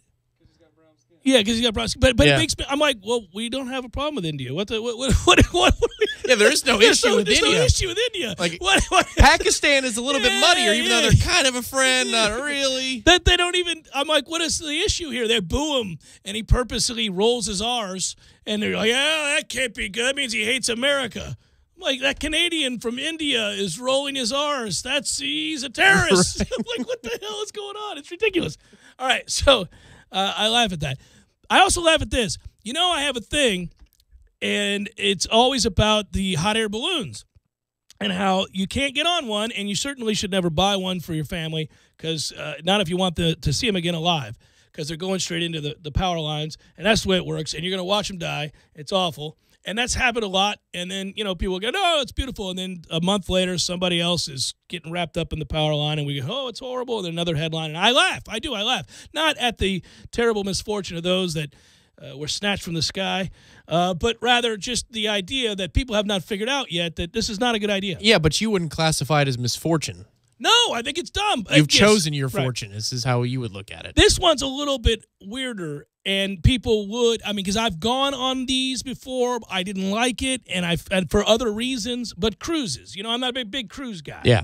Now, I'm told that if you go on a really good cruise, like an expensive-ass cruise, that you invest serious money. Right, you go to Norwegians usually. Yeah, or the Vikings cruises and all that Yeah, stuff. sure. Like, that's supposed to be the real deal. Or if you go to Alaska and you do it up the right way, and the rooms aren't tiny, and you're not herded into the room to eat your food and then herded out to the mainland and then herded back on the ship at the exact time. That's the thing I hate about it, by the way. It's awful. You're just like cattle. So here's the thing.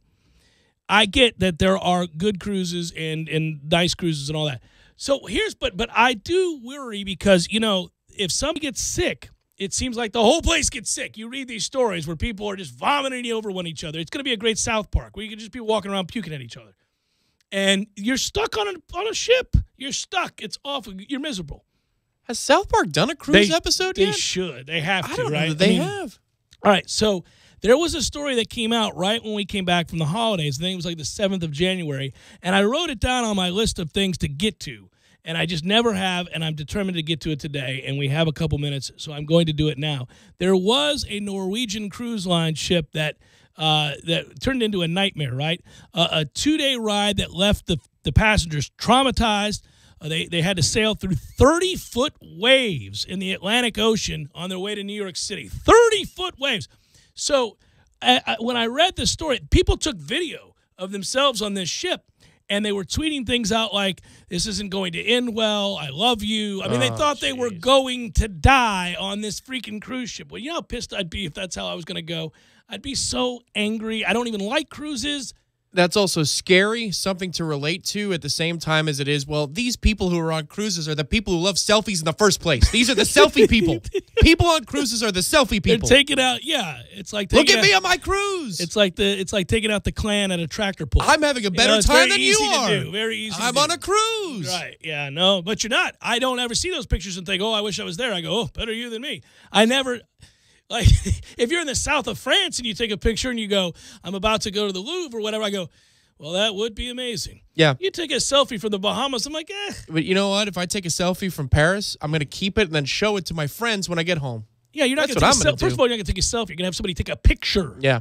There's a difference. Selfies are actually keepsakes. Like, I like selfies with a couple selfies, and then you just keep them to yourself. Yeah, you don't post them. Like, hey, look where we are. I'm saying, like, you could just have somebody take a dog picture. Right. You can take a pic. You're allowed to take pictures. Sure. They don't have to be selfies. You can say, hey, sir, will you take a picture of me and my wife?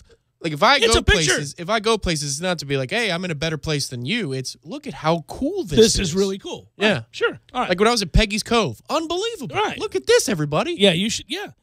You should have somebody take a long, wide-ranging picture. Maybe it is 55 degrees in July, but that's not the point. No, I would have loved that. All right, so here's the deal. So these people were in the middle of the ocean. Water was pouring down the stairs. Others ran to their rooms, and water was dripping from the ceilings. So I'm looking at these pictures, and I'm reading this story, and there's a quote from this woman, Olivia Ross.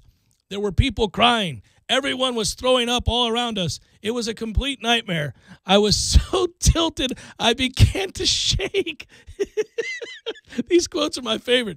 I flew across the room at one point, landed in the bathroom, and then I got up. I got onto my bed, and I began to pray. I felt that way the entire night. The crew tried to put on a happy face. Can you imagine being a crew? It's okay. This is what you signed up for. It's great. Happy birthday. The captain kept coming on over the loudspeaker saying, well, we've hit a patch of rough seas. Yeah, and this person got very angry. The rest of that quote was, no blank, we've hit some rough seas. Very, very angry, obviously, as one might think. That's a toughie. But here's what I thought was my favorite part about this. It turns out that the Norwegian cruise line was passing through what is commonly referred to as the bomb cyclone. That is fantastic. That's not what you do. That's the name of a terrible movie starring The Rock and Bruce Willis. That is so perfect. The bomb cyclone. The Rock and Bruce Willis is an interesting combination. And they would be in the bomb cyclone. I may see it. Trying to save the universe. Or this the July. Earth, anyhow. So imagine the moment that the ship's captain looks and goes, well, Ted, we're going to have to take him through the bomb cyclone. That's not what you do. It's our only way to get to the city. We can't have them out here for another night. They can't take it anymore. Look at them puking on each other. I'm going to steer us towards the bomb cyclone. That's not what you do. The fact that there's a thing that's known to captains and others out on the sea is a very dangerous place. And there are places now within it that I have learned are titled bomb cyclone. Well, it's, the Bermuda Triangle, the bomb cyclone. You have a rookie helmsman that actually took you through the bomb cyclone by accident. Yeah. He said, we can get here quicker. Yeah. Keith, why? You've got us heading towards the bomb cyclone, you dumbass. My mistake, Jacobin. Your mistake indeed. Well, tell that to the people puking all over their sisters and brothers. That's awesome. Anyhow, that's my favorite story of the new year. These poor bastards on a Norwegian cruise line trying to get back to New York City had to go through and were traumatized by the bomb cyclone. Bomb cyclone. Look it up. Have fun with it. There you go. There's nothing more to it. It's just me laughing at these people going through the bomb cyclone. How does Front Row Knowles follow that? With stuff of interest that's pertinent to Florida State athletics. That's my guess. It's a good play. It is a good play. Do it up, boys. Good work out of you, Tom. Good work out of you, Matthew. You guys have a great evening, and truly stick around for the Front Row Knowles. It's good, and they will not be regaling you with stories of the bomb cyclone, but rather Florida State athletics, which is a good thing.